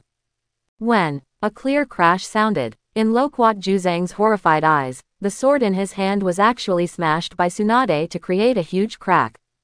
But before he could think too much, he felt a huge force coming from the handle of the knife. After a brief stagnation, Loquat Juzang's body flew backwards quickly like an arrow off the string. Bang, bang, bang. After knocking down several big trees in succession, Loquat Juzo's figure finally stopped. He barely used the giant knife to support his body, but his face turned pale and he spit out a mouthful of blood on the ground. Seeing that Tsunade's ordinary punch had such power, the others present finally showed serious expressions. They all know the strength of Loquat Juzo, but his physical skills are his advantage, and he was actually knocked away by a girl. Standing on the tree, Kurumi Kushimaru took the lead in launching a counterattack. The ninja sword in his hand is called Nagato and Needle, and it is a long and slender needle-like sword. He flashed in front of Tsunade in an instant. He was as slender as a spider, waving the slender ninja sword and stabbing Tsunade continuously. Obviously Tsunade also knew very well that she could not withstand such an attack with her physical body alone. Thoughts flashed across her mind, and she quickly made dodge movements. However, her opponent's agility was far beyond her expectation. Even though she had retreated early, there were still several blood marks on her body. However, these are not the most dangerous. As Tsunade's eyes flashed, several threads were winding towards her. This is the true face of the long knife and suture needle, the blade that pierces everything and sews it back together. This knife has a long attack range and high lethality. There is a steel wire tied behind the back, which can pull people up. Both the steel wire and the knife are offensive. Seeing that those thin threads were about to wrap around her body, Tsunade clenched her fists and punched the ground hard. Boom! There was another loud noise, and a huge pit appeared between Tsunade and Kurigara Kushimaru. The stones that were knocked away were neatly cut into pieces by those seemingly ordinary silk threads, but they also blocked the progress of those threads. After several steps, Tsunade quickly distanced herself from Kurihara Kushimaru in front of her. However, while she was still panting, a figure appeared above her head. It is the other member of the ruthless duo, Muri Jinpachi. He raised the blasting knife in his hand, Fei-mo, and hit Tsunade's head hard. Why it is said to be smashed is because the explosive knife and droplet are different from the sharp long knife and stitching needle. The shape of this knife is basically equivalent to a large scroll. Looking at the huge blade hitting her, Tsunade did not give in at all, but forcefully waved her fist upwards. Bang! Bang! However, 2 huge explosions appeared in Tsunade's shocked eyes. As soon as her hand touched the explosive knife, Fei-mo, she was blown away by the huge force of the explosion. This is the ability of explosive knife float, a blade that is perfectly combined with explosions. The knife has explosive power, contains countless detonating symbols, and is very lethal. The explosive knife technique throws the explosive scroll of explosive knife droplets around the enemy, causing a large-scale explosion that cannot be escaped. But now as a boy, Muri Jinpachi still cannot control this ninja sword well. Now he can only control 2 explosions at the same time. Tsunade's body flew back uncontrollably, but then her powerful body appeared again. In just a few seconds, she adjusted her posture in midair and landed smoothly on the ground. But the explosion just now obviously caused huge damage to her, and a trace of blood oozed from the corner of her mouth. At this time, a figure wielding a giant knife rushed towards her again. It was Loquat Juzang who had just returned. Looking at the figure wielding a giant sword in front of her, Tsunade barely adjusted her breathing and faced him again. This time her strength was obviously much smaller, and she could only resist the attack, remaining in a stalemate with Loquat Juzang. It was at this moment that two large fish-shaped knives appeared behind her. This time, Tsunade finally couldn't resist. The two knives emit gas from their two circular holes, and then the entire knife glows as a whole. The formed chakra aggregate is like a blue energy ball, and then the chakra light ball bursts out towards Tsunade's back.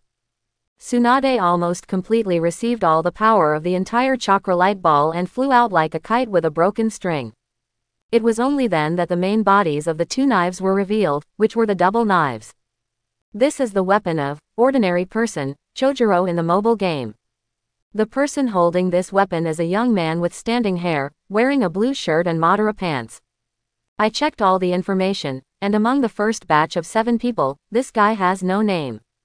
After Tsunade's body flew dozens of meters away, she finally landed heavily on the ground. She lay on her side and spit out several mouthfuls of blood. His trembling hands were on the ground, as if trying to stand up. But after trying several times, there was still no success.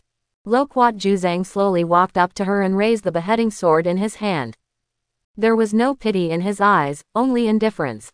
He looked indifferently at Tsunade, who was still trying to stand up, and said, "I admit that you are strong. But that's it." After that, he didn't say any more nonsense and waved the giant knife in his hand vigorously. At this critical moment, a bolt of blue lightning rushed towards Loquat Juzang from the depths of the forest at a speed exceeding the speed of sound. The dazzling blue light made Loquat Juzang tremble. Just when he was stunned for a moment, the seriously injured girl in front of him had disappeared. The blue lightning also stopped, and a familiar figure appeared in front of everyone. He was holding the weak girl with both hands, turning his head back to face them, and a pair of angry Sharingan appeared in front of their eyes. A roar sounded in the silent forest. "How dare you hit my woman?" 15 minutes ago, under a big tree deep in the forest. Standing in front of Kagura was an examinee from Union Village. Just from the appearance, it can be seen that the candidate is in an abnormal state. He stared blankly ahead, and slowly took off the forehead protector on his head with trembling hands. Then, this item that he usually regarded as the most precious was handed to Kagura in front of him like a piece of garbage. The 3 Magatama in Kagura's eyes, standing in front of him, were slowly rotating, and it was obvious that Genjutsu had been activated on them. However, at the last moment when Kagura took over the forehead protector, a look of pain flashed across the examinee's face, and his hands tightened, tightly grasping the corner of the forehead protector. Seeing this situation, Kagura sighed slightly and activated the pair of Sharingan again. After a few seconds, the look of pain on the examinee's face disappeared, replaced by numbness. After completely handing over the forehead protector to Kagura, he closed his eyes, his body went limp and he collapsed on the ground. Now that the goal has been achieved, Kagura doesn't mind giving the other person a sweet dream. In fact, cruelty and kindness are extremely contradictory in him. While on duty, he never shows mercy. No matter what kind of opponent he faces, he can kill him without leaving any consequences. That's because he knew it very well after having read many movies, TV shows and novels in his previous life. The villain dies because he talks too much, and the Holy Mother is eliminated in troubled times. In this environment that has not yet truly achieved peace, if you do not kill the enemy in front of you when performing a mission, the enemy's weapon will pierce your body in the next second. However, Kagura doesn't mind unleashing his kindness when not in combat. When the enemy loses the ability to harm himself, he will always subconsciously leave the other party alive. Kagura knew this very well, but he didn't care. Human nature is not black and white, as long as you follow your heart. Kagura, who successfully completed the task, stood on the crown of a huge tree, squinting his eyes and looking into the distance. He was identifying the direction of the final destination. However, at this time, several loud noises came from the distance. Kagura turned his head and looked over, but only saw some smoke rising from there. Hey, is the battle between genin so fierce? The distant battle aroused his interest, and he prompted Sharingan to secretly watch the remote live broadcast. But when he saw the blurry figure in the smoke, his heart suddenly jumped. This is the 7 swordsmen. But before he could think about it, he saw Tsunade being knocked away by the explosion caused by Muri Jinpachi's blasting knife and droplet. Seeing this scene, Kagura felt the blood in her veins go cold. Without thinking much, at this moment he immediately opened the 5th gate in the 8 gates Dunjia, Gate of Limit. During the period of opening Gate of Limit, he will greatly increase his speed, even exceeding the speed of sound. Let me explain here again. The current progress of the protagonist's physical skill attribute is physical skill, Gate 6, Gate of View, with a progress of 67.2%. This means that his body can perfectly control the state of the 5th door. Although the 6th door can also be opened, there will be greater sequelae later. Closing parenthesis. In addition to opening the 8 gates armor, he also used the Chidori style, all in order to make his speed even faster. His body turned into a bolt of lightning and rushed towards Tsunade at great speed. Finally, at the last moment, he rescued Tsunade from Loquat Juzang's sword. Not paying any attention to the enemies of the 7 swordsmen, Kagura turned her back to them and carefully examined Tsunade in her arms.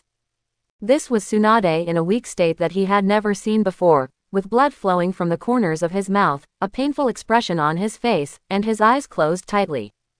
There was a huge wound on the hit part of his back, which was dripping with blood. She reluctantly opened her eyes, and finally relaxed when she saw Kagura's face. "Can you still treat yourself?" Looking at Tsunade, who was still conscious, Kagura asked softly. Seeing Tsunade nod, Kagura breathed a sigh of relief. He gently placed her next to a tree and let her sit on the ground against the trunk. Squatting down, he gently rubbed the top of her head and said, "You don't need to worry about it anymore. Just treat it well. I will solve it soon." At this time, Tsunade no longer had her usual gangster-like temperament. She was just like a weak little girl, nodding obediently and saying, "Yes." Giving Tsunade a smile, Kagura stood up and slowly turned around to face the 7 people. As he turned around, his temperament changed completely. One second he was a gentle boy, and the next second he turned into an angry beast. With his anger, the pair of Sharingan seemed to become brighter red than before, and the slowly rotating Magatama made people fall into it unconsciously. Looking at the eager people in front of him, Kagura no longer suppressed his anger, and a slightly hoarse voice came from his mouth.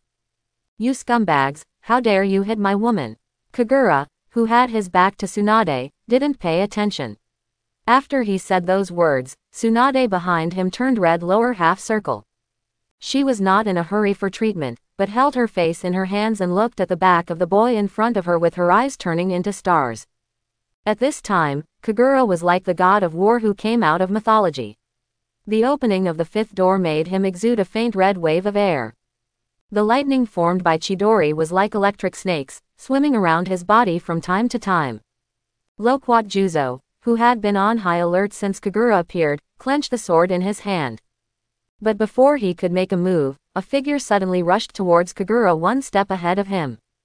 It's none other than Kushimaru Kurihara holding a long knife and a sewing needle.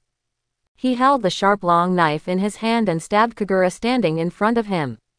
Looking at Kagura, who seemed to be motionless, a hint of a sinister smile appeared under his mask, just to feel the wonderful touch of the long knife penetrating the flesh. However, the next second, in his shocked eyes, the Kagura in front of him suddenly turned into an afterimage. There was a burst of wind in his ears, and before he knew what happened, he felt like he had been kicked hard. His body was shot away at a faster speed than when it came, like a meteorite falling to the ground quickly, causing a plume of smoke. Seeing this scene, Loquat Juzang, who was standing at the front, swallowed nervously. Kuririka Kushimaru, who was inside, might not know what was going on, but he who had been watching could see it clearly. Facing the Kurisu Kushimaru, who was famous for his agility, Kagura only took a moment to dodge and resist. From the previous investigation of his situation, we only knew that his pupil skills and ninjutsu are very strong, but no one has ever said that this guy's taijutsu is so abnormal. At this time, the rest of the people finally put away their previous leisurely look, and everyone took out their weapons and surrounded Kagura. On the other side, Kagura slowly put away her kicked right foot. Looking at the figure that was knocked away, a trace of disdain flashed in Kagura's heart. Are you kidding? Comparing speed with Lousy who opened the 5th door. If this isn't fast enough for you, I'll quit the ninja industry as soon as possible and find a secluded place to spend my life. Looking up at the crowd of 7 swordsmen gathered around him, a smile appeared on his face. Gently patting the dust on his body, he looked at everyone seriously and said in an extremely arrogant voice. I'm not asking too much, Tsunade probably hasn't completed her mission yet. 7 of you, leave 1 behind, and I will let you go. Quote. Chapter 51. 7 of you, leave 1 behind and I'll let you go. Hearing these extremely arrogant words, everyone felt a trace of anger rising in their hearts. It was clear that his side had the numerical advantage, but it seemed as if they were surrounded by him alone. Seemingly not seeing the anger on everyone's faces, Kagura continued calmly. So, have you decided which one to keep? After hearing Kagura's provocation, which seemed to be truly determined to defeat them, everyone finally couldn't help it anymore. The first to take action were the ruthless duo. I'll keep Muli Jinpachi rushed out from the crowd and jumped high into the air. While roaring angrily, he raised the huge explosive knife in his hand, Famo, and smashed it towards Kagura. The arrogant Kagura in front of him just a second ago seemed to be unable to see his attack. Muli Jinpachi was angry in his heart, but his face became even more ferocious. The strength in his hand increased again, and he hit the unsuspecting Kagura hard. Boom! There was a huge explosion, and Kagura's body flew horizontally as if it had been blown away. However, his attacks did not stop. Muli Jinpachi, who had just landed, adjusted his body slightly and rushed towards the direction where Kagura flew out again. He rushed to Kagura's side in midair first, and waved the blasting knife Famo in his hand again. A loud noise sounded again, and Kagura changed her flight direction due to the violent explosion. So in the midst of Marashi Jinpachi's ferocious smile, Kagura was like a ping-pong ball, being knocked away by him. The constant explosions left obvious wounds on Kagura's body, and the scattered flesh and blood made Muli Jinpachi fall into a state of excitement.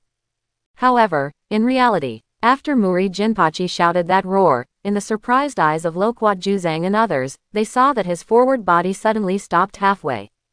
As if possessed by an evil spirit, Muli Jinpachi lowered his hands and stood upright in place. Just looking from the side, you can still clearly see the expression on his face. The expression was constantly changing, from a ferocious smile at the beginning to a heart-rending laughter at the end. Everyone who saw this strange scene felt cold sweat break out on their backs. At this moment, no one needed to remind them, they knew that the companion in front of them was a genjutsu possessed by Kagura. Loquat Juzang took half a step back in fear, but still did not forget to remind him. Don't look him in the eyes. However, his reminder was still a step too late. Although he diverted his gaze from Kagura's face in time, the strange and beautiful pair of Sharingan seemed to be imprinted in his mind and could not be dissipated for a long time. Kagura's slightly teasing voice reached his ears. The voice was so close to him, as if Kagura was whispering something against his ear. Oh, the response is good, but when did you get the illusion that I didn't use genjutsu on you? Facing Kagura's somewhat soft voice, cold sweat started to flow on Loquat Juzang's forehead. He closed his eyes tightly, and his muscles all over his body were tense. The giant decapitating knife in his hand could not give him a sense of security at this time. Everything around him seemed to disappear when he closed his eyes. The breathing of my companions, the rustle of the wind through the woods, the heartbeat of my own body. All these sounds disappeared, and not only the sounds, but also the touch and perception of his skin seemed to have been deprived. It was like he was in an extremely quiet darkness, unable to feel anything but himself. The suppressed emotions gradually took over his brain, and he felt as if he had only spent a few seconds, or as if he had spent a whole day. Just when he couldn't stand the depression and silence anymore, he was about to open his eyes and fight back towards Kagura. All the sensations in his body came back instantly, and he felt like a person who was about to drown in the sea and finally return to the shore. But before he could breathe a sigh of relief, a familiar scream sounded around him.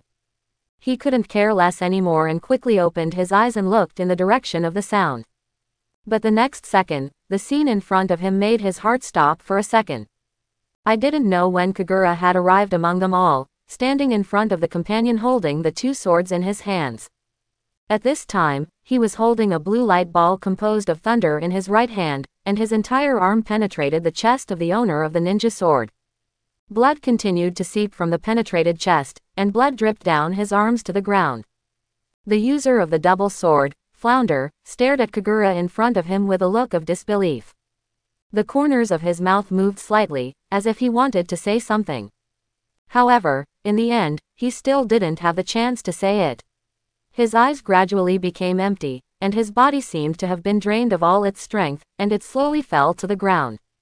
Kagura used her left hand to support the man's body, and slowly pulled her right hand out of his chest. Looking at his companion who was standing next to him a second ago, he was lying in a pool of blood in just an instant. Loquat Juzang and others subconsciously wanted to stay away from Kagura in front of them, and their bodies automatically took a few steps back from the bottom of their hearts. Regarding their performance, Kagura looked indifferent. He slowly squatted down, unhooked the forehead protector from the man's neck and put it into his arms. After doing all this, he slowly stood up straight and looked at everyone. He showed a smile and said, Since you refuse, then let me make the choice. Now I have helped you keep one person, or do you want to keep a few more? Seeing Kagura's dangerous eyes sweeping across all of them, everyone just remained silent, not retreating, but no one dared to step forward easily. The silence didn't last long. Muri Jinpachi, who had been standing there blankly before, suddenly screamed and collapsed on the ground. At this time, the smile on his face was no longer there, but a look of horror as if he had seen something terrible. He sat on the ground, the weapon in his hand fell aside, and he was breathing heavily. Covering his face with his hands, he kept mumbling. Why can't I kill him? He is a monster. Right. He is a monster. Seeing Muri Jinpachi, who had lost his will to fight, the remaining people exchanged glances with each other. In the end, Loquat Juzang cautiously asked Kagura, Are you really willing to let us go? Faced with his question, Kagura just shrugged Kaido. I've always considered myself a person of integrity. After hearing Kagura's answer, everyone did not relax immediately. They looked at each other, and finally Kurikuru Kushimaru walked to the collapsed Muri Jinpachi. While helping him pick up the weapons beside him, he carefully helped him stand up. Everyone did not dare to look into Kagura's eyes anymore, but looked cautiously at his feet and slowly backed away. But at this moment, Kagura suddenly said, etc.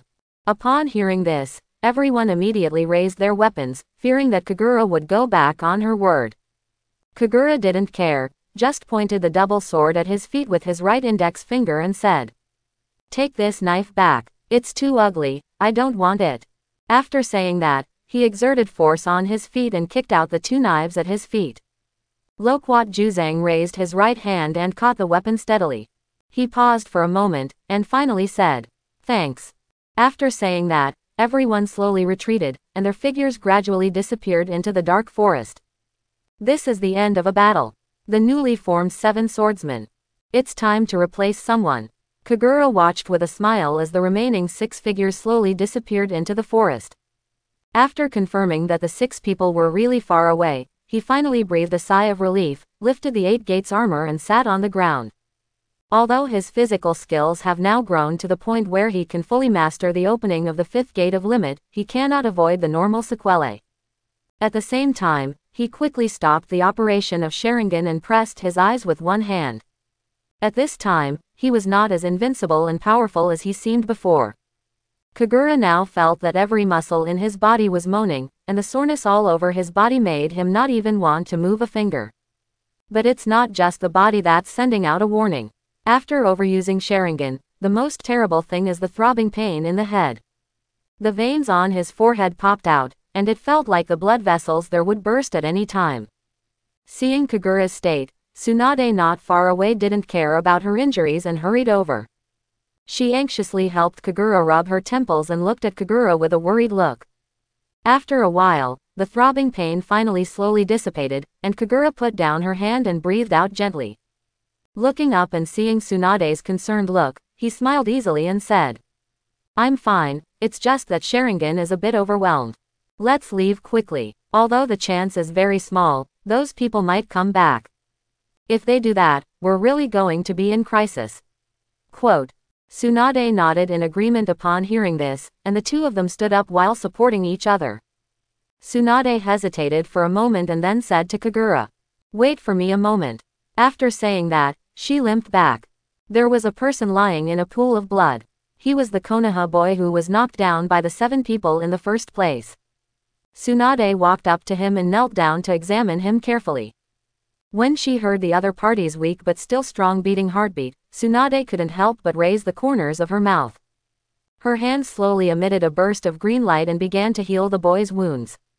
After just a few minutes, the boy's body no longer had blood flowing out, and he was bandaged with gauze by Tsunade.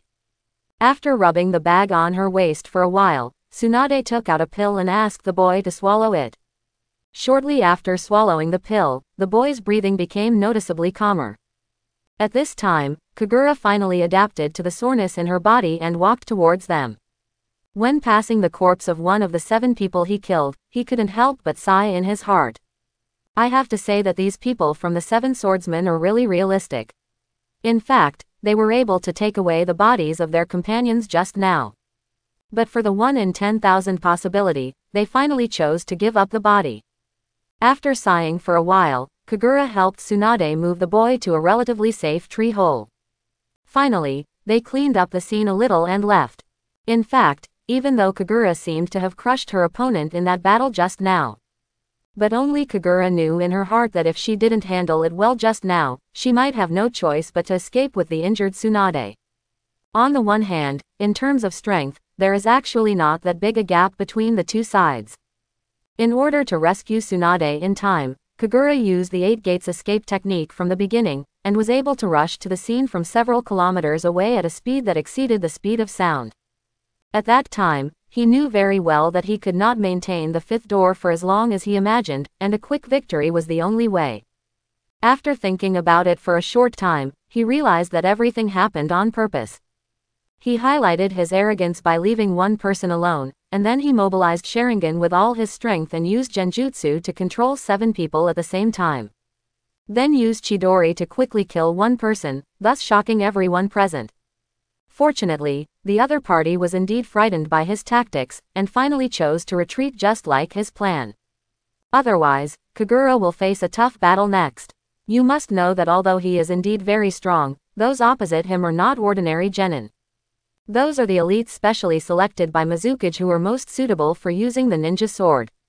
These people hold those powerful ninja swords, and their true strength may not even be able to defeat ordinary chunin. Coupled with the need to take care of Tsunade who was seriously injured at the side, one can imagine the dilemma Kagura will face.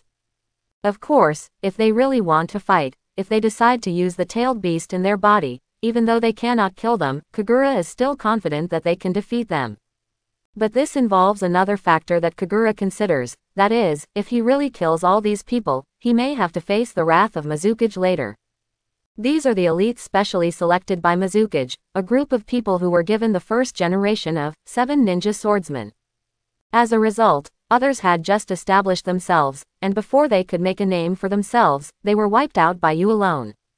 I can only imagine how Mizukage would feel. Although after the exam, he didn't need to pay too much attention to this kind of thing. But for him who just wants to grow up, facing a shadow-level hatred is not a good thing after all. This was also the reason why he finally returned the twin swords to them. It's true that I dislike it because it doesn't look good. Thinking of this, Kagura felt tired. If only I were really just a teenager, I wouldn't have to think about these things and just do whatever I want like Naruto. The injured 2 people finally found a hidden hiding spot before nightfall. At this time, Kagura has basically completely gotten rid of the sequelae of 8 Gates Dunjia. Hiding in a relatively narrow cave, he lit a fire. Looking at Tsunade who still looked a little depressed, he said comfortingly, "Now that we both have the amount of protection we need for the assessment, we don't have to think about going out to hunt others. Let's have a good rest here tonight. After dawn tomorrow, we can just rush towards the final destination." Quote. Tsunade nodded when she heard this, and then she suddenly blushed as if she thought of something. After squirming slightly for a while, she said in a voice not much louder than a mosquito, "I need your help to treat my injuries." As she said that, she took out a bottle of ointment from the bag, and then turned away embarrassedly. As her body turned, her white back appeared in front of Kagura. The last blow from the energy wave of the twin swords, Flounder, hit her back solidly. The clothes here are naturally not like the Hulk's shorts. After receiving such a level of attack, the clothes on Tsunade's back were already damaged. At this time, her jade white back was completely naked in front of Kagura. But Kagura only felt heartache in her eyes, because there was a hideous wound in the middle of her back. Although the blood was no longer bleeding, the outward wound and the coagulated blood scab still made him feel pain. The position of her back made it impossible for Tsunade to use healing techniques on her own, so she had to ask Kagura to help her apply ointment. Taking the bottle of ointment, Kagura carefully applied it on the wound. Ah, woo! But as soon as his hand touched it, Tsunade let out a groan. As if she sensed something was wrong, Tsunade quickly lowered her voice. She closed her lips tightly, looked at Kagura with tears in her eyes, and whimpered muffledly. Kagura, who was a little distracted by Tsunade's moan, swallowed subconsciously. He forcibly kept his hand steady and continued to apply the ointment as if nothing was wrong. Woo-woo. Just like that, with Tsunade murmuring, Kagura finally helped her finish applying the medicine with difficulty. Putting down the ointment on his hand, he breathed out a breath, feeling even more tired than after fighting during the day. Isn't it just a medicine? Do you want to call it like this? Touching the non-existent sweat on his head, he found that Tsunade was still staring at him with an aggrieved look. What's wrong? He asked caringly. Tsunade shrank her body towards him, opened her big eyes and said, I am cold. Forehead. Kagura really ignored this. The forest at night is indeed much colder than imagined. Moreover, the back of Tsunade's shirt was almost completely gone at this time, and she was seriously injured, so it was normal to feel cold. But for a while, he didn't know what to do. He only had one shirt. I do have a vest. But in order to take into account the defense, the vest was not filled with cotton, but with a thin layer of metal. Even if you wear this, you won't feel warm. Just when Kagura was debating whether to take off her only shirt and give it to Tsunade, leaving her naked all night. Tsunade seemed to notice his dilemma and spoke again. Or, will you hold me to sleep tonight? Saying this seemed to have exhausted all her courage. She lowered her head shyly, and Kagura could not see her current expression. Nani. After hearing this, Kagura's face became stiff, and she felt like she couldn't turn her head around for a while. Before he could respond, Tsunade's buzzing voice came again. Always try. After the trial, we will be adults. Quote. Kagura. Hiss. So Tsunade, are you so bold? But I have to say. This is a good idea. The sun reluctantly climbed up from the distant east, and the morning light penetrated through the leafy woods. As a ray of morning light shot into the cave, Tsunade and Kagura finally woke up from their sleep. The two walked out of the cave, and Tsunade stretched herself comfortably. Unlike last night's weakness, Tsunade looked refreshed at this time. On the other hand, Kagura behind her clearly had two dark circles under her eyes, looking depressed. After looking at the direction, Kagura prepared to discuss the way forward with Tsunade. What? You ask me what happened last night? Please ask the student who asked this question to go to the side and face the wall for a while. They are just two minors. Although they are alone in a room, what do you think could happen to them? Although our protagonist Kagura does have some plot ideas, it is obvious that what he and Tsunade have in mind are not the same thing. The whole night last night, he really just hugged Tsunade and slept. So when he woke up in the morning, he finally couldn't suppress the curiosity in his heart and asked Tsunade. Is this what you said you can do to become an adult after trying it? Faced with his question, Tsunade replied matter-of-factly. Yes, Grandma told me. The adults just hug each other and sleep together. Quote. At this moment, Kagura regretted extremely why she had stopped Jiraiya from taking Tsunade to visit his pornographic books. As for why he looks so depressed. Although she is still young, Tsunade is now a solid girl.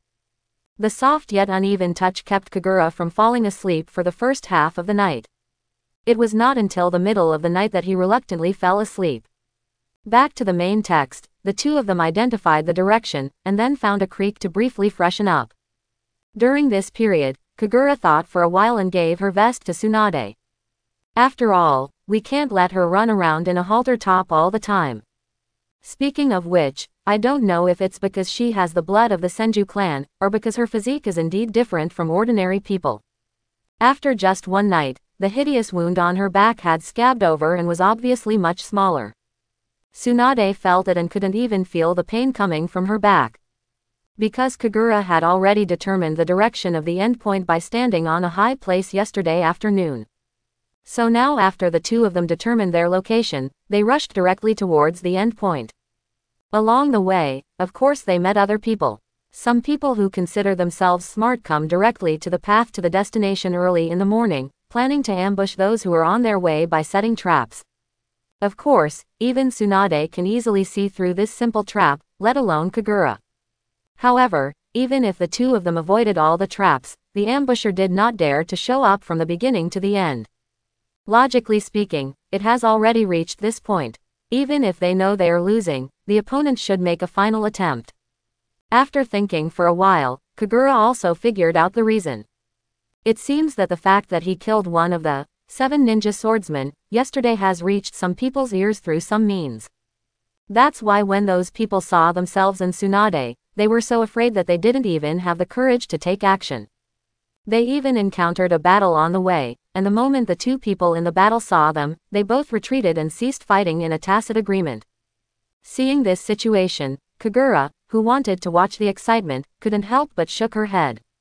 It wasn't until they were far away that the two men resumed their duel. So the two of them ran through the clear forest. Under this situation, in just 2 hours, they came to the white building the examiner mentioned. When they arrived, they were not surprised to see many people already sitting in the open space outside the building. As soon as they walked out of the woods, they saw Jiraiya waving to them excitedly, and Orochimaru was sitting next to Jiraiya.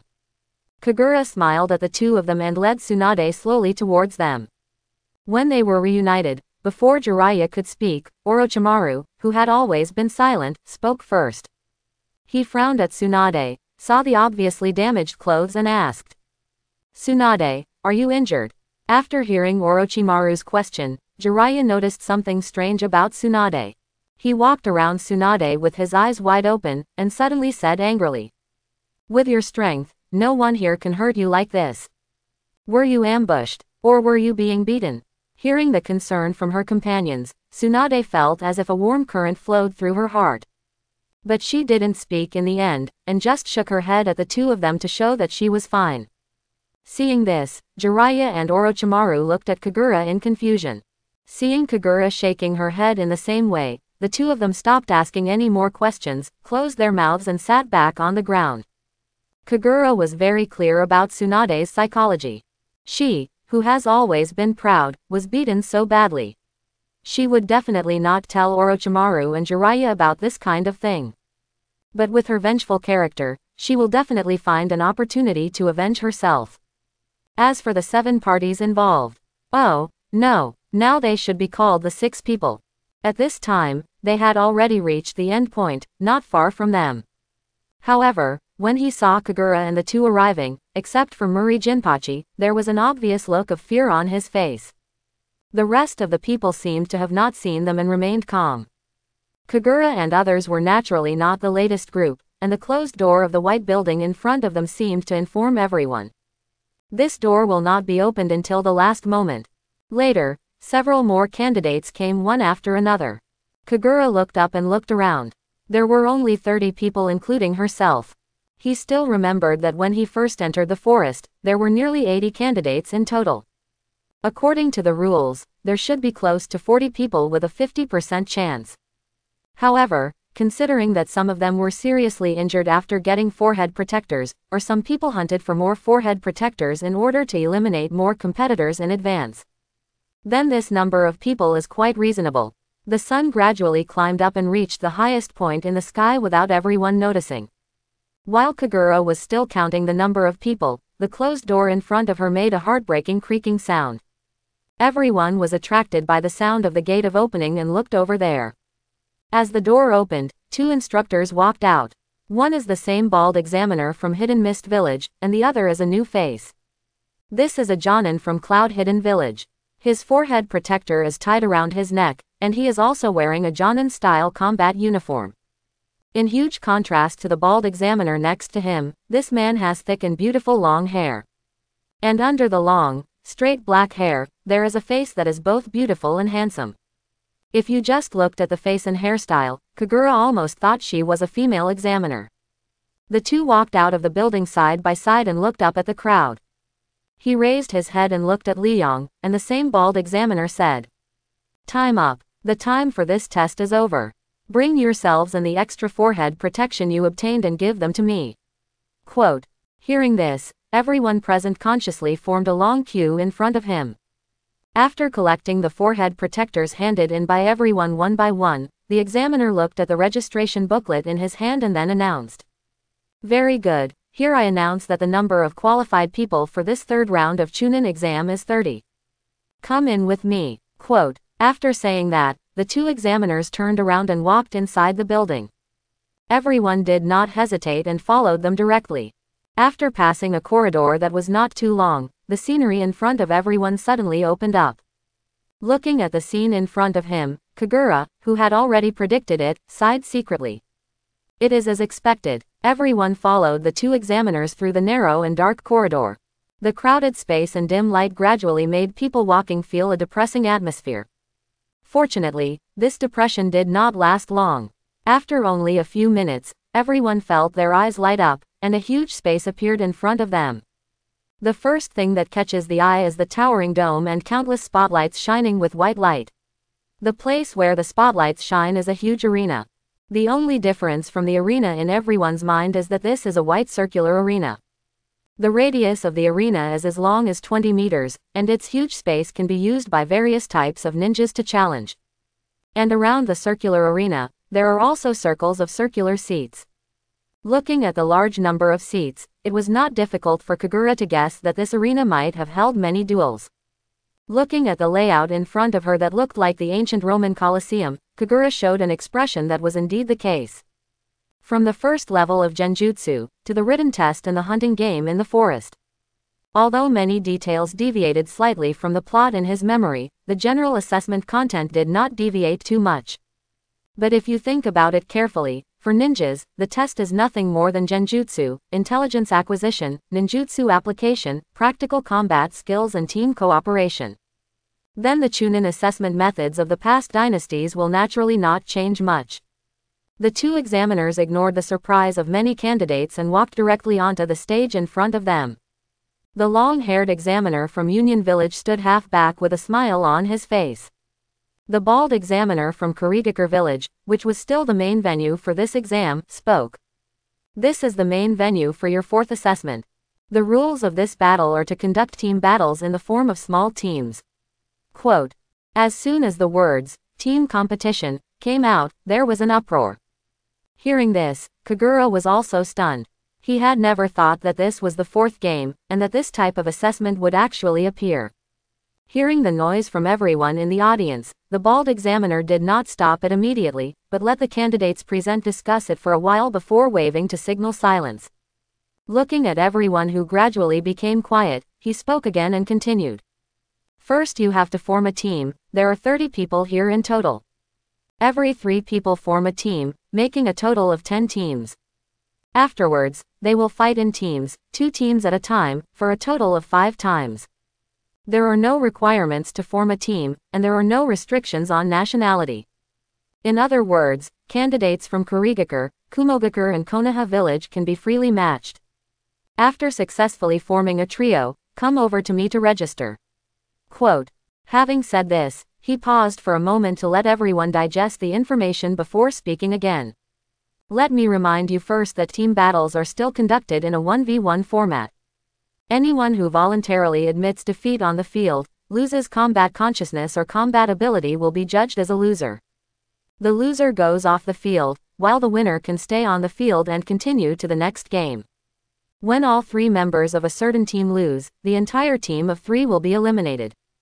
Therefore, selecting people to form a team is also a very important strategy.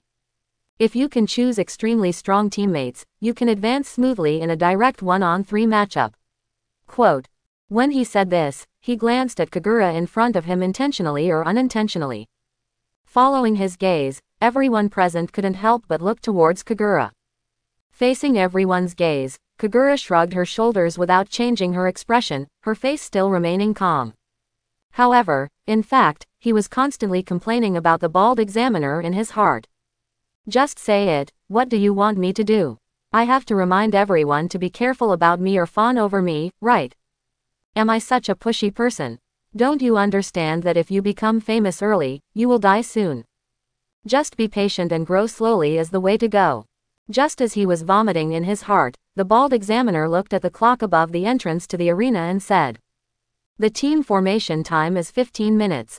After forming the team, give me a team name. If you haven't formed a team after 15 minutes, I will randomly form a team for you. Start now." Quote. As his words fell, the scene immediately erupted like boiling water. "Hey, are you interested in joining us? Join me as a team to ensure you pass the test. Hey, little sister, do you want to come over to our group?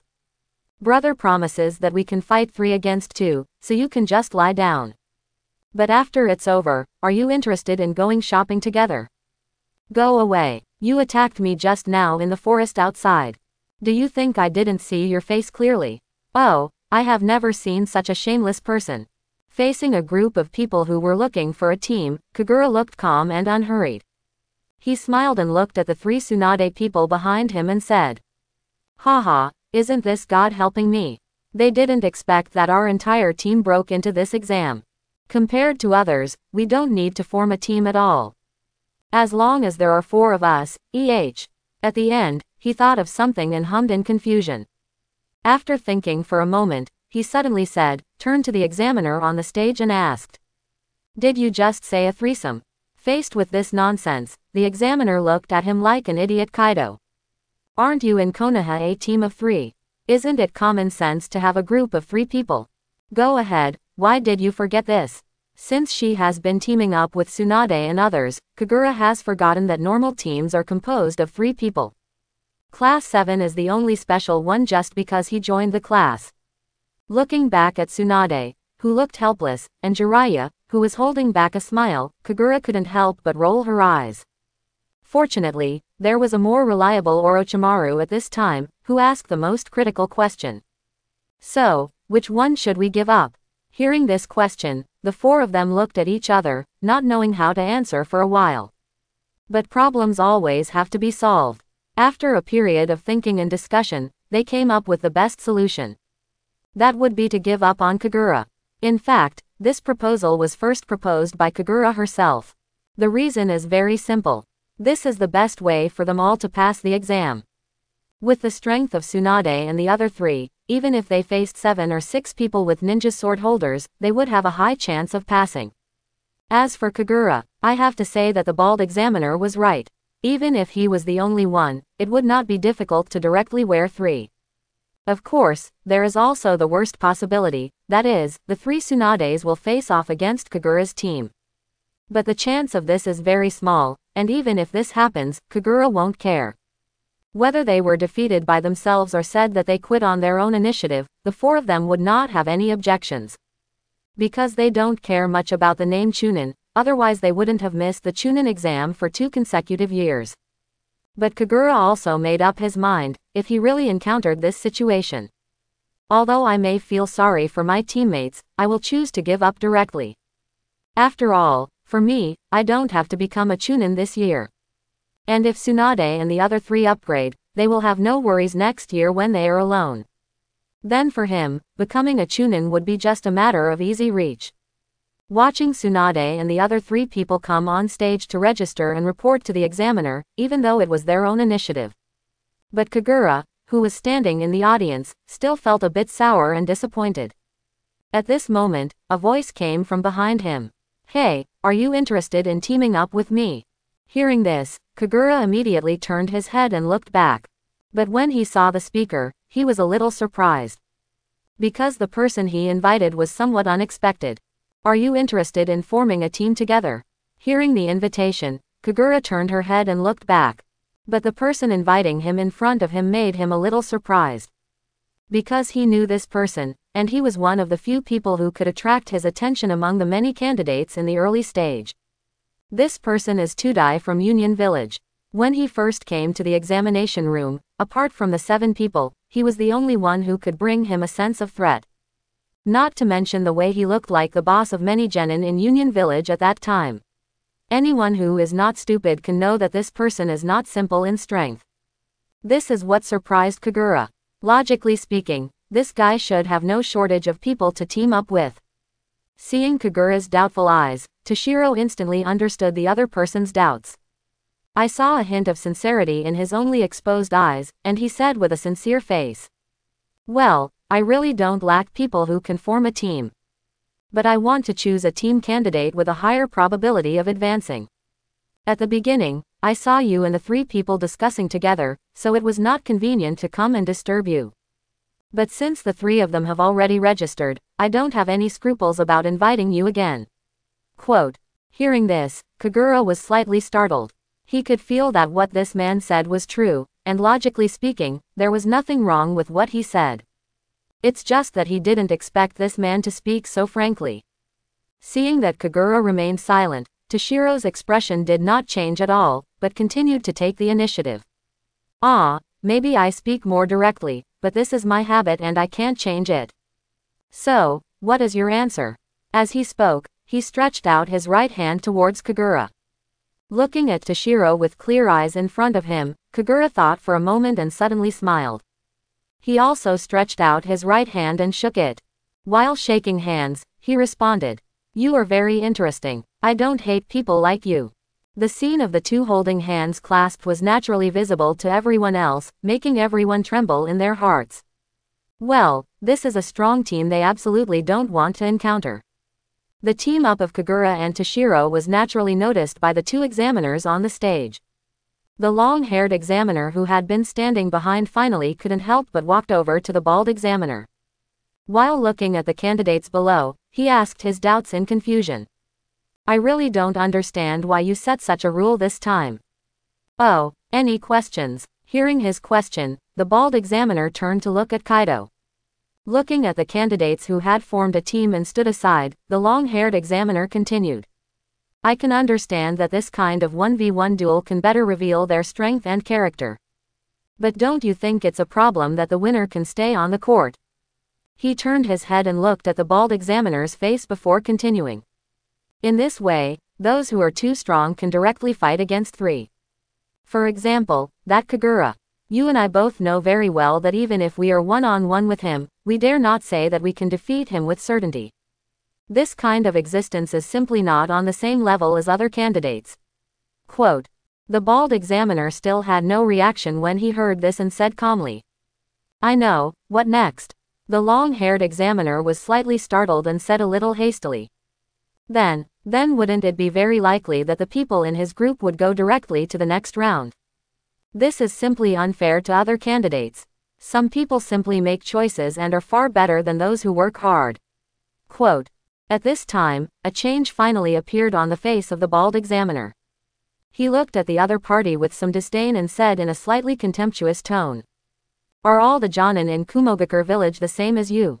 It seems that from now on, we in the water country don't need to be afraid of you. Quote. After hearing this, the long-haired examiner's expression changed, his brows furrowed, and he asked dissatisfiedly. What do you mean? Faced with his question, the bald examiner did not answer directly. Instead, he opened Shikai to answer his previous question. You just asked me if that was fair. In my opinion, this is more than fair.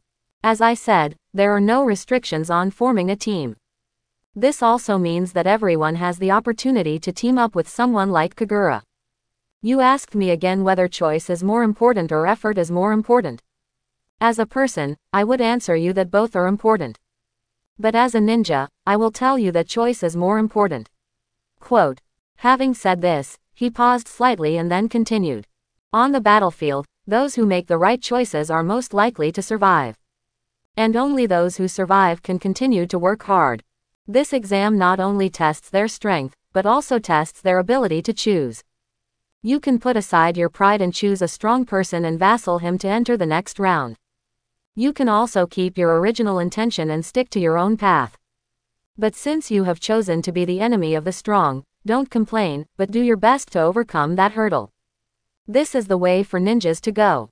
Quote, after hearing these words, the long-haired examiner remained silent. Although he did not completely agree with this view, he did not refute it loudly, but silently retreated to the back again. Off the field, Kagura and Toshiro were worrying about one thing, that is, they still lacked one member. Although Toshiro has many friends from Kumogakure village, similar to Kagura's previous situation, those people can just form a group. In fact, Toshiro and Kagura are both the redundant people.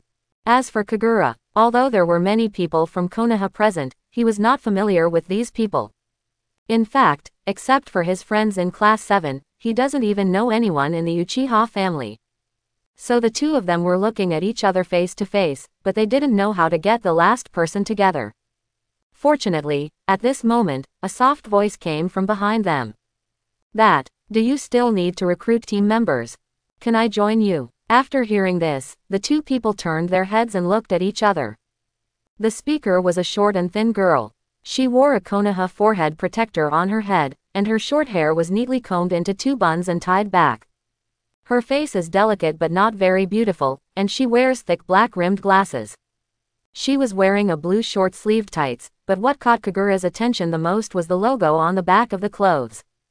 That is a symbol similar to a cattail leaf fan. It is the symbol of the Uchiha clan.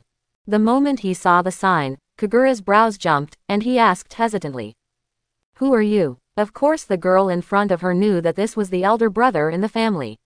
She nodded slightly and said Kaido. "Well, my name is Uchiha Shizu." Quiet. Hearing this name, Kagura frowned and tried to think back. But no matter how hard he tried, he really couldn't think of this clansman.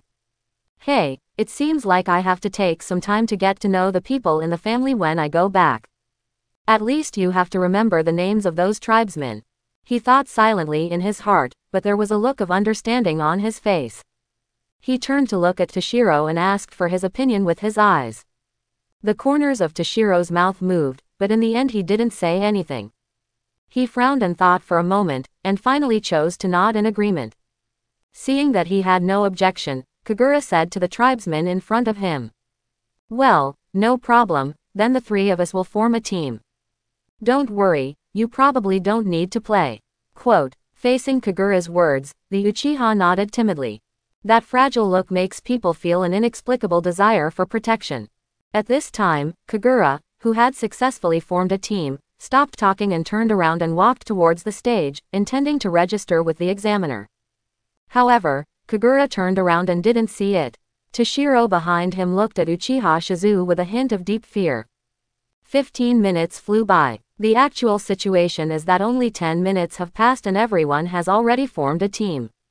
Obviously, everyone does not want to leave their destiny to the so-called randomness. The first people to register were not Tsunade and the others from Class 7, but the 6 people. Speaking of which, maybe they have to thank Kagura. Just because Kagura helped them directly reduce one member, with only 6 people, they completed the team allocation in an instant. Since lots will be drawn later to determine the battle list, each team needs to temporarily come up with a team name and inform the examiner. The 6 people were also simple, named Ninja Sword Team 1 and Ninja Sword Team 2 inches respectively. As for Tsunade, they submitted the name Team 7 inches after a short period of thinking. As for Kagura and the others, they finally chose the name Kagura Band. This is really not because Kagura wants to show off herself. He was not good at naming, so he asked for names from the 2 team members from the beginning. However, the other 2 also said that they were not good at this aspect. It only took them 2 minutes to form a team, but in the end they wasted 5 minutes because of this. In the end, Toshiro suggested that it would be better to just use Kagura's name as the team name. Seeing Uchiha Jinghu agreed, Kagura, who had no better suggestions, finally had to adopt this proposal. Seeing the candidates in the audience who had been automatically divided into 10 groups according to the teams, the 2 examiners stopped writing and began to take the next step. They wrote the team names of all the teams on a small piece of paper and threw them into a square box. The box was shaken up and down several times. After it was evenly shaken, the bald examiner put his hand in and groped for a while. Seeing such a simple and flawless lottery method, Kagura's facial muscles in the audience couldn't help but twitch. After a few seconds of groping, the bald examiner finally took out 2 slips of paper. He slowly unfolded the first piece of paper, glanced at it, and then said the name of the first team in a deep voice. The first game will be fought by Class 7 feet. Having said this, he slowly unfolded the second note. His eyes narrowed, but he continued in a calm tone. Fight against the Ninja Sword Team. Upon hearing this result, Tsunade was slightly startled, and then showed a happy expression. She showed a charming smile to the 3 members of the Ninja Sword Team not far away. Just standing aside, Jiraiya and Orochimaru, who knew Tsunade's character well, felt chills all over when they saw that smile. You know, every time Tsunade is about to seriously beat someone, she will smile like this. Looking at the 3 people not far away who still looked calm, they could only mourn for each other for a minute in their hearts. In order not to disturb the ensuing battle, except for the first member of each team to fight, everyone left their place and went to the high platform auditorium at the highest point of the circular auditorium. There is no doubt that the first person sent by Team 7 is Tsunade. In fact, when she expressed that she wanted to be the first to play, the 2 team members did not dare to say a word at all and turned around and left consciously. The Ninja Swordsman team on the opposite side is composed of the familiar, ruthless duo, Muri Jinpachi, Career Kushimaru and Tsukuyama Fuguoni. After a brief discussion, the 3 finally decided that the pufferfish ghost from Zigwashan would fight the first battle. As the other candidates left, only Tsunade, Zigwashan pufferfish ghost and the bald examiner were left on the arena. The long-haired examiner did not go away, but stood in the audience with his arms folded, as if he was ready to take action at any time to prevent accidents from happening. Obviously, they don't want to cause casualties in this assessment. After all, the candidates who can reach this point are considered the future elites of each country. After looking left and right at the 2 dueling candidates, the bald examiner temporarily acted as the referee and said, "This duel has no time limit. After one party is knocked off the ring, one party voluntarily admits defeat, or loses the ability to continue fighting, the winner will be determined. As for how to consider losing the ability to fight, it will be judged by our 2 examiners. Once we announce the result of the duel, you must stop immediately and cannot maliciously kill your opponent." Quote. Seeing that the 2 people in front of him had no objections, he slowly raised his right hand and waved it down hard. I announce that the first match is Tsunade vs Watermelon Mountain Fuguoni. Start now. After saying that, he jumped to the audience and stood with another examiner. After hearing the starting instructions, the 2 did not immediately attack each other. Looking at the fat man with long orange hair reaching to his waist, Tsunade's eyes flashed with caution. In the previous encounter in the forest, this person never made a move from beginning to end. For Tsunade, she knew very little about this person's abilities. On the contrary, her own abilities were fully revealed in that battle. So from an information point of view, the 2 were in an unfair position before the war started. Kagura, who was watching the fight between the 2 on the high platform, fell into deep thought while looking at the Watermelon Mountain pufferfish ghost with a mouth full of shark teeth.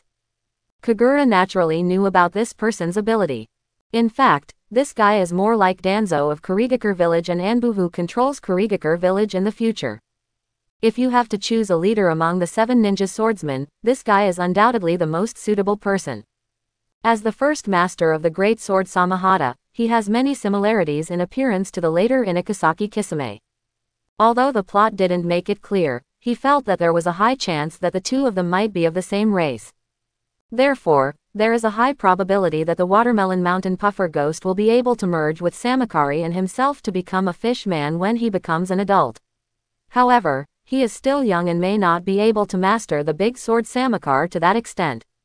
And this guy is different from his appearance. He is an opponent with deep knowledge and extremely high fighting IQ. Looking at Kagura's solemn look, Toshiro walked up to him and asked, "Which one of them do you think will win?" Hearing this question, Kagura tilted her head and thought for a moment, and finally answered in the affirmative. "My companion must win." Oh, although Toshiro was a little surprised when he heard Kagura's decisive answer, he did not continue to ask. But only Kagura knew clearly that he did not blindly trust his teammates when he said this. Although the watermelon mountain puffer ghost is also a difficult enemy, the current Tsunade is not her original self. Because of Kagura's existence, she is now much stronger than herself in the original world line. In this one-on-one situation, Kagura didn't think there was a chance of her losing. Looking back to the ring, looking at Tsunade who looked wary in front of him, the watermelon Fugu demon directly took out the big sword Samahata from behind and held it tightly in his hand. He looked calm and said to Tsunade, "Aren't you going to attack? Your strength should be in physical skills. Or are you also Grandmaster Ninjutsu?" However, in the face of his provocation, Tsunade still did not attack easily. In fact, her combat IQ is not low, and she naturally understands that when there is asymmetry of information between the enemy and ourselves, she should take a backup approach. Looking at Tsunade who was still motionless in front of him, the watermelon mountain puffer ghost didn't care. He waved the weapon in his hand and spoke again. "In this case, I won't be polite." After saying this, he waved his right hand forcefully, and the sword Shirakusa originally wrapped in a strip of cloth revealed its true face. The strange weapon covered with barbs was like a long snake that came to life. After a brief squirm, it suddenly grew longer and charged towards Tsunade. Although Tsunade had been vigilant, she never expected that the knife had the ability to change its length at will.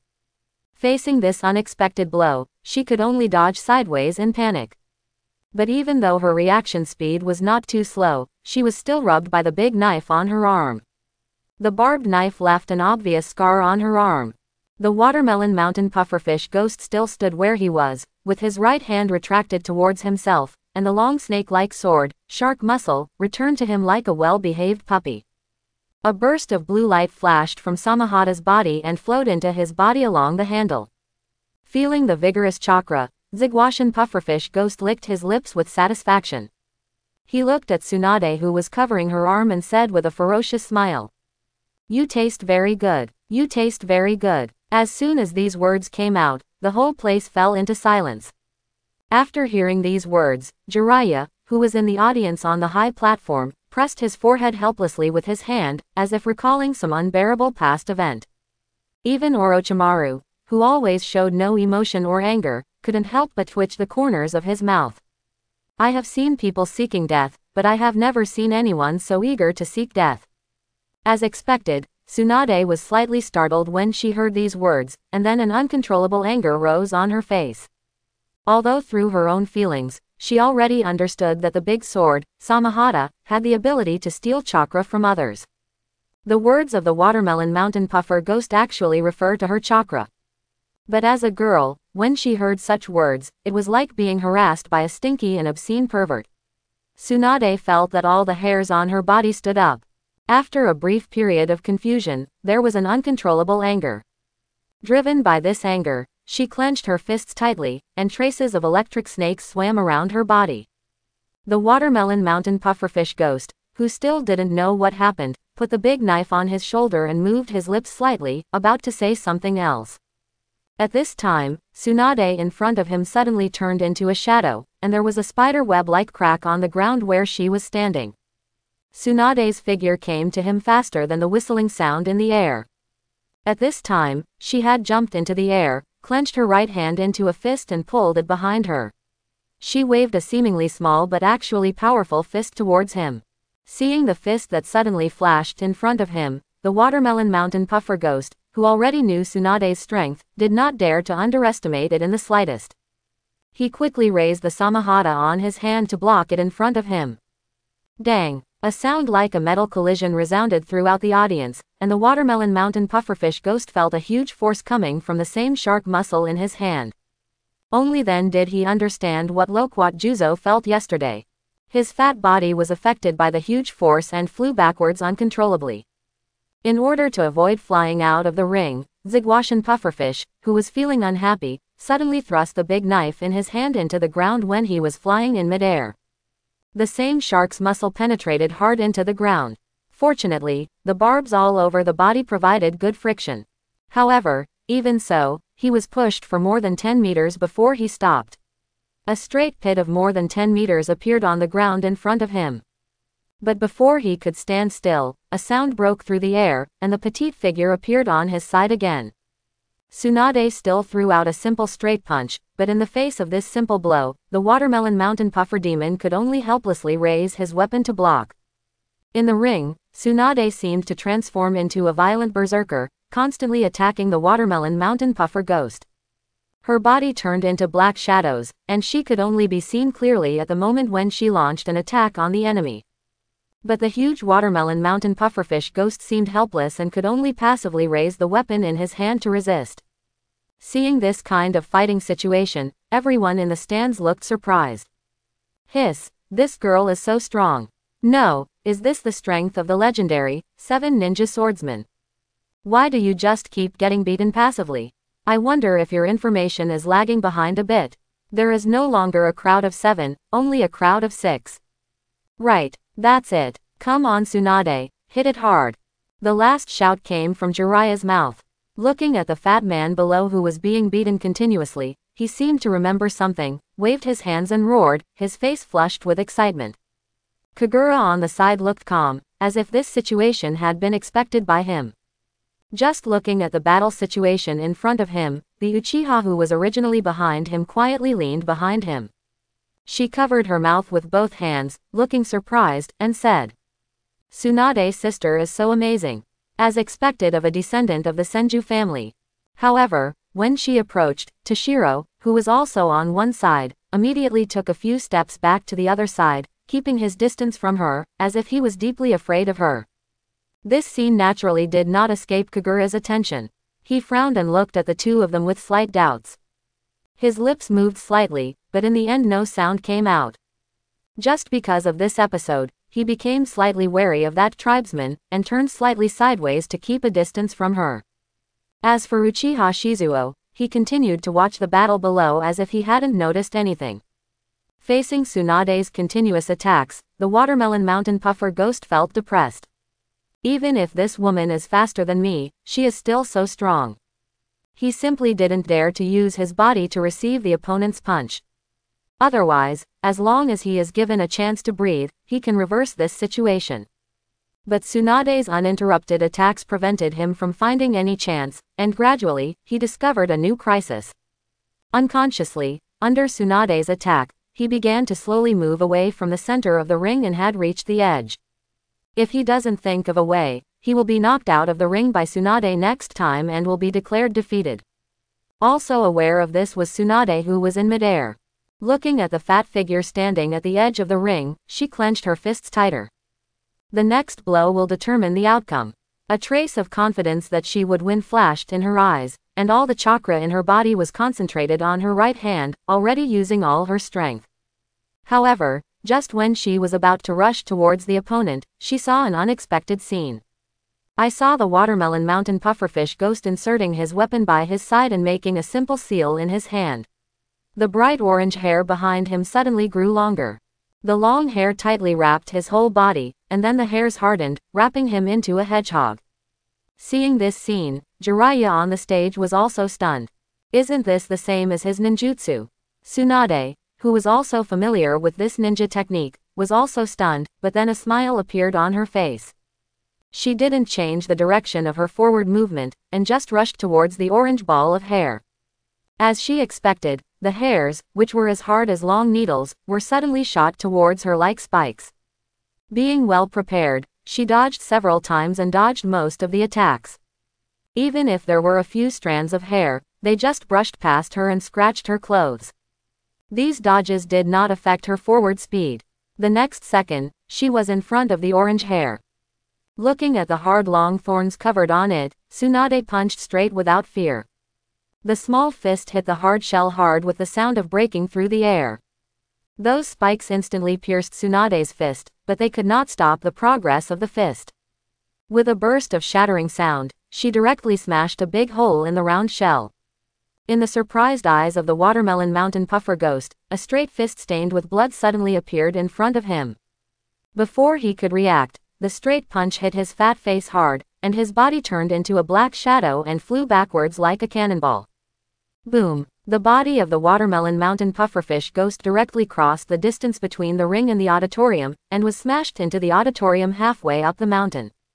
As the dust and stones scattered, his embarrassed figure gradually appeared in front of everyone. Seeing this situation, the bald examiner immediately flashed in front of Tsunade and announced. Tsunade wins this match. Tsunade, who had no intention of continuing to pursue the pursuit, didn't care when she saw this. She raised her right hand and turned to look at the audience on the high platform. He raised his head high, looked at the two remaining opponents, and asked loudly. Who is the next? Who is the next? As Tsunade's slightly provocative question fell, the entire audience fell silent. This result is actually beyond most people's expectations. In terms of appearance, the huge Tsukuyama pufferfish holding the sword Samahata is much stronger than the petite Tsunade. In terms of reputation, because Kagura's monster reputation is too loud, this has also led to the fact that the three people with him have not been famous until now. Compared with the famous 7 ninja swordsmen, Tsunade's current reputation is not worth mentioning. However, it was such a seemingly ordinary girl who finally knocked down the Watermelon Mountain pufferfish ghost so neatly. Everyone was unable to accept this reality for a while. The Zigwashan pufferfish ghost who was smashed into the auditorium seat pushed away the gravel in front of him with his hands and slowly walked out of the small pit. His face was still calm, and he did not show a trace of unwillingness or loneliness because of being defeated. He patted the dust on his body, then walked back to the stage calmly, and pulled out the big sword shark that was stuck on the ground. Looking at Tsunade, who raised her head high in front of him, he said, I admit that you are very strong, and I hope I can have the opportunity to compete with you again in the future. After saying that, he turned around and walked out of the ring without waiting for Tsunade to respond. Looking at the calm face of the Watermelon Mountain puffer ghost, Kagura couldn't help but think more highly of this person. In the face of failure, but still able to maintain a stable mentality, such people are the most terrifying enemies. He knew very well that the fact that Tsunade was able to defeat her opponent so easily this time was actually the result of occupying all kinds of favorable circumstances. First of all, if this was not an arena match, with the rule that the one who falls behind loses, this battle would never have concluded so quickly. Although Tsunade relied on her speed and strength, she suppressed her opponent from the beginning. But she actually couldn't completely break through the defense of the Watermelon Mountain puffer ghost. If the venue were changed, this battle might become a protracted battle. In the end, even if Tsunade wants to win, she has to pay a certain price. But it's useless to say anything. What this world values is the results. The bald examiner looked at Tsunade, then looked up at the audience on the high platform before speaking. Please invite the next contestant to the stage. The remaining heartless duo looked at each other, and finally Murray Jinpachi took a step forward. He held the railing of the high platform with one hand, turned over and stood up. Then he used his strength to jump off the high platform and stood firmly on the ring. Compared with yesterday, his face was much paler. In fact, in yesterday's battle, he was the only one who really used genjutsu with Kagura's full strength. After all, even the current Kagura's chakra cannot support him in pulling 7 people into deep genjutsu at the same time. So in the end Murray Jinpachi became the only lucky one. In that illusion, at first he was still enjoying the pleasure of constantly hitting Kagura. But later he discovered that no matter how he attacked, the enemy in front of him could not be knocked down. Those explosions had already blown the Kagura in front of him into a bloody humanoid piece of flesh. But that puddle of flesh and blood that could be used to make dumpling fillings, when he stood up under his attacks again and again, he finally felt a trace of panic. Finally, when he struck with all his strength, an explosion exceeded the limit. The pile of blood clots actually stood up on its peristaltic muscles and smiled at itself. At that moment, he finally collapsed. So although he didn't appear to be injured on the surface, he was actually the one who suffered the most psychological damage. To this day, he doesn't dare to look at Kagura. Looking at the pale opponent in front of her, Tsunade understood something in her heart. After all, as one of the people who is most familiar with Kagura, she has absolute trust in Kagura's genjutsu. Murray Jinpachi, who stood opposite Tsunade, had long black hair with vertical braids, thick lips and sharp teeth. His left eye was covered with a black cloth, and his head and neck were wrapped in bandages. As for the huge blasting sword Feimo he carried on his back, Tsunade had already seen its power in yesterday's battle. Seeing the enemy in front of her who had wounded her without any provocation, Tsunade's eyes already had a fighting spirit. As the bald examiner announced the start of the battle, the two figures disappeared instantly. Boom! When the two figures appeared again, they were already facing each other. Muri Jinpachi had already pulled out the explosive sword Momo from behind and held it in front of her. Tsunade on the opposite side still relied on her pair of iron fists to strike straight forward without fear. However, before the two of them faced each other for a few seconds, the blasting sword in Muri Jinpachi's hand suddenly flashed a gleam of light. Tsunade, who had already had some knowledge of this ninja sword, narrowed her eyes, moved her steps slightly, withdrew her fists, and immediately chose to retreat and dodge. Sure enough, as soon as Tsunade left the place, the ninja sword suddenly emitted a burst of bright light. Bang! Just as everyone on the high platform narrowed their eyes due to the dazzling light, a violent spherical explosion unfolded on the ring. Fortunately, Tsunade, who had evaded in advance, escaped the explosion range in time. The explosion caused a dust mist on the stage, but just as Tsunade narrowed her eyes, a figure rushed out of the dust mist. It was none other than Washi Jinpachi holding the explosive sword Momo high. He waved the huge weapon in his hand and slashed down where Tsunade was standing. Faced with such a situation, Tsunade did not choose to step forward to resist as before, but chose to continue to retreat and dodge. Facts have proved that her choice was right. The huge scroll-like weapon hit the ground, causing another huge explosion. The next battle turned into a chase, but the difference from the previous one was that the roles of the chase were reversed this time. Tsunade was like an agile rabbit, constantly dodging and moving around the ring. Behind her, Muri Jinpachi held his weapon high, chasing her like a hungry wolf. Every time Muri Jinpachi swings his weapon, a violent explosion will occur. Seeing the battle with such explosive sound and shadow effects, the candidates on the stage started talking excitedly. You are worthy of the title given to you by Mizukage-sama. The attack power of that ninja sword is terrifying. Well, you are right. It seems that the girl from Konoha is in trouble this time and may lose.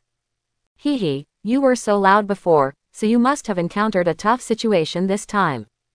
Haha, that's not what you said before. When she knocked her opponent away just now, who said it was lucky that the one she was fighting against was not you? What do you know? This is called this moment, and mine is a timely analysis strategy. How can a stupid young man like you be unable to walk when you see a woman? What do you mean? Do you think we can go down and compete later? Just go, anyone who doesn't go is a fool. Compared to the noise over there, Kagura still looked relaxed and content. Looking at the calm Kagura, Toshiro couldn't help but said, do you think she can win this time? The battle situation looks very bad now. If this continues, it would be great if she can be defeated with minor injuries in the end. Quote. Faced with Toshiro's question, Kagura still answered confidently. Don't worry, she is stronger than you think. Bang, bang, bang. There were endless explosions, and as the two men chased each other, countless potholes appeared on the ring. Tsunade seemed to be being chased, but there was no trace of panic in her eyes. While she seemed to have narrowly avoided every attack, she was actually observing her opponent's attack methods and power. After cleverly dodging another attack, she suddenly changed the direction of her body. Instead of escaping, she turned around and faced her opponent head-on. Looking at Tsunade, who finally faced him directly for the first time since the battle, Muri Jinpachi had a doubt in his heart. But he didn't think much. He still raised the weapon in his hand and waved it towards Tsunade in front of him. Just when the two figures were about to meet, Tsunade suddenly clenched her hands and hit the ground hard. The effect of her attack was even more powerful than Muri Jinpachi's previous explosion. With a loud noise, the entire venue was enveloped in a burst of smoke. Muri Jinpachi, whose vision was suddenly obscured by dust, did not panic. He immediately stopped and stood there vigilantly sensing his surroundings. Sure enough, there was suddenly an inaudible sound of breaking through the air from his side, and a black figure rushed towards him. But all of this was as Muri Jinpachi had expected. He held the explosive sword Momo in his hand tightly and swung it towards the black shadow. At the same time, he directly activated the explosive talisman above, and two rays of light lit up on the huge scroll. Bang, bang. Two explosions sounded at the same time in no particular order, and with the burst of light, a violent explosion followed. The strong wind caused by the explosion instantly dispersed the gray fog that filled the entire arena. However, when the gray fog dissipated, the scene in front of him surprised Muri Jinpachi, and he felt his whole body stiffen. The gray fog dissipated, and when he saw the object he hit, Muri Jinpachi felt his blood run cold. Because what he hit was not Tsunade as expected, just a huge stone. Just when he secretly thought something was wrong and wanted to pull away and look back, a delicate little hand, like a scalpel, penetrated his left shoulder without any hindrance. After feeling the pain in the stabbed shoulder, a unique feeling of numbness followed. The numbness quickly spread down his shoulders and throughout his body. Plop! Feeling that his muscles were weak, he could no longer support his body and fell to his knees directly on the ground. He struggled to tilt his head with all his strength, and looked to his left rear with difficulty. The first thing that caught his eye was Tsunade's pretty face. At this time, her right hand was in the shape of a knife, stabbing into his left shoulder like a real sharp knife. A translucent chakra can be vaguely seen around the hand knife, with some subtle blue electric light flashing in it. This is exactly Tsunade's new ninjutsu after fusing the chakra scalpel and Chidori. Use the scalpel to easily cut the enemy's flesh, and then use the subtle control of Chidori to inject electricity into the enemy's body, causing a paralysis effect. Perhaps it was because of Tsunade's talent as a healer. Compared to Chidori's own powerful attack method, Tsunade is more comfortable with this kind of subtle control. At this time, Muri Jinpachi was controlled and unable to move because of this new type of ninjutsu. Looking at the enemy with a hint of fear in his eyes, Tsunade made a fist with her left hand and shook it in front of him. He showed a sweet smile to Muri Jinpachi and said the words that frightened him in the gentlest tone. "If you don't surrender, I'm going to blow your head off." Muri Jinpachi's mouth twitched slightly, but it didn't take him a second to make the right choice. I admit defeat." Hearing this sentence, the two examiners in the audience nodded slightly, and instantly came to the stage and came to the two people. Tsunade had no intention of adding insult to injury. She took the initiative to withdraw her right hand from the opponent's body and took 2 steps back to show her attitude. The long-haired examiner took a closer look at Muri Jinpachi's injuries and nodded to the other examiner, indicating that it was nothing serious. Seeing this, the bald examiner secretly breathed a sigh of relief. After all, this is the future of their village, and it is impossible to say that there is no selfishness at all. Although I will not interfere with the progress of the game, I will try my best to ensure the safety of these people. Looking at Muri Jinpachi, who silently retreated from the ring, he took a breath and announced. Second match, Tsunade wins. Seeing the girl off the field once again defeating the ace of Kurigakure village, everyone on the stage couldn't help but take a breath. However, as the winner, Tsunade didn't look so excited. She was panting slightly at this time, bowing her body slightly, standing on the stage with her hands on her knees, looking exhausted. Originally, she was seriously injured in yesterday's battle, and her body is not in the best condition today. After experiencing 2 battles at this time, she felt that her physical strength was approaching its limit. Seeing her appearance, the long-haired examiner walked up to her and asked caringly, "Do you want another fight? Or should I replace him with someone else?" Tsunade pursed her lips after hearing this. Just when she was about to continue insisting, a voice suddenly came from the stage. "Examiner, I will appear next in our group." Tsunade stepped back. Quote. Tsunade looked up and saw that it was Orochimaru from Class 7 who was speaking. She was about to retort, but Orochimaru shook his head slightly at her and said, "Tsunade, it's okay, you have proven yourself. It would be foolish to persist any longer." Quote. Tsunade did not refute, but frowned unwillingly, and then walked off the ring obediently. Seeing this, the bald examiner nodded and then added, "A player who actively asks to leave the game after such a victory will be deemed to have been eliminated on his own initiative and will not be able to play again in the future." After a pause, he looked at the people on the high platform and continued. "The next match will be between Orochimaru and Kurosara Kushimaru. But before that, please wait." Quote. After saying that, he suddenly formed a seal with his hands and slapped them on the ground. I saw that the arena, which was originally damaged in the previous 2 duels and was full of pits, instantly returned to its original state after a surge on the ground. Seeing this scene, Kagura couldn't help but sigh in his heart. I have to say that apart from the wood style, which can only be used by Senju Hashirama and Yamato, the earth style is the best. If this kind of talent gets a job at Blue Star, I don't know how high a salary he can get in a real estate company. Not knowing what Kagura was thinking while standing on the high platform, the bald examiner on the field took a break and said, "Invite the next two duelists to the stage." As soon as he finished speaking, the two figures easily fell from the stands to the new arena. Looking at the two candidates in place, the bald examiner waved his right hand to signal that the duel had officially begun. Kurihara Kushimaru had already taken out his long knife and needle. He leaned down, touched the ground lightly with his left hand, and held the long knife behind him in his right hand. With his slender limbs, he looks like a mantis waiting to attack from a distance. On the other hand, Orochimaru still stood with his hands hanging on his sides, seemingly casually. As for the long knife and needle, Tsunade had just briefly described its characteristics to him, but Orochimaru didn't seem to care too much. Seeing his opponent's relaxed look, Kurumi Kushimaru showed a hint of anger under his mask.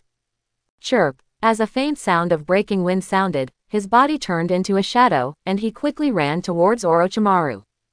But facing the opponent's surprise attack, Orochimaru seemed to have no precautions and still stood there. Seeing Orochimaru's reaction, Kuramaru Kushimaru had a flash of doubt in his heart, but then he made a decision. The figure flickered slightly, and he who was originally charging straight towards Orochimaru suddenly changed his direction. Countless phantoms flashed around Orochimaru, which were the afterimages of Kurihara Kushimaru moving around him at high speed. Suddenly, as his figure appeared behind Orochimaru, the countless phantoms disappeared. I saw Kurika Kushimaru holding up the long sword with his right hand, and holding a thin silk thread on the handle of the sword with his left hand. He held the silk thread tightly with his left hand and pulled hard. The countless silk threads that originally surrounded Orochimaru suddenly shrank, binding him tightly. Orochimaru, who was bound by countless threads, showed no fear on his face.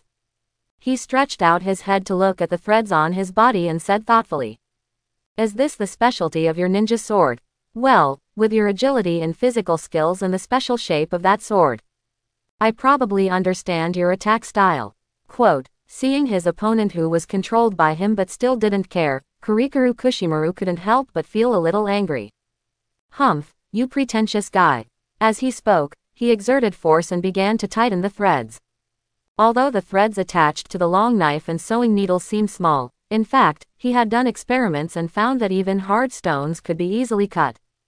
As those threads gradually tightened, he revealed a bloodthirsty smile under the mask.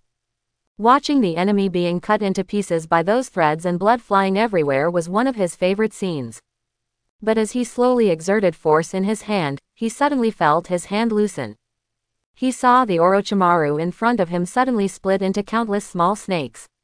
The small snakes surged and easily got rid of their bonds. Seeing this scene, everyone on the high platform frowned unconsciously. Especially those girls, who looked away in horror. There is no way, even Kagura is still not used to this kind of move, let alone other people. Seeing this situation, Kurumi Kushimaru, who was on the field, suddenly felt something bad. But before his body could react, a long figure suddenly appeared from the shadow behind him.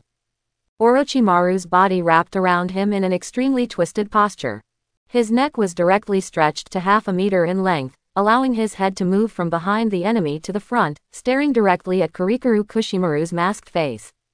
A gloomy smile appeared on Orochimaru's face. Looking at the slightly frightened eyes of his opponent under the mask, he said in a slightly hoarse voice, "So, you like to play with bondage?" When Orochimaru entangles his opponent, the outcome has already been decided. Tangled as if by a giant python, Orochimaru only exerted a slight amount of force, and Kurikaru Kushimaru had already lost his ability to fight. As the referee declared Orochimaru the winner, Class 7 qualified for the first group. It's just that unlike the previous praises and whispers when Tsunade won the victory, there was a dead silence in the stands at this time. Everyone looked like they had seen a ghost. No way, the little snake still crawling around the ring and Orochimaru's twisted figure really made everyone feel like they were watching a horror movie.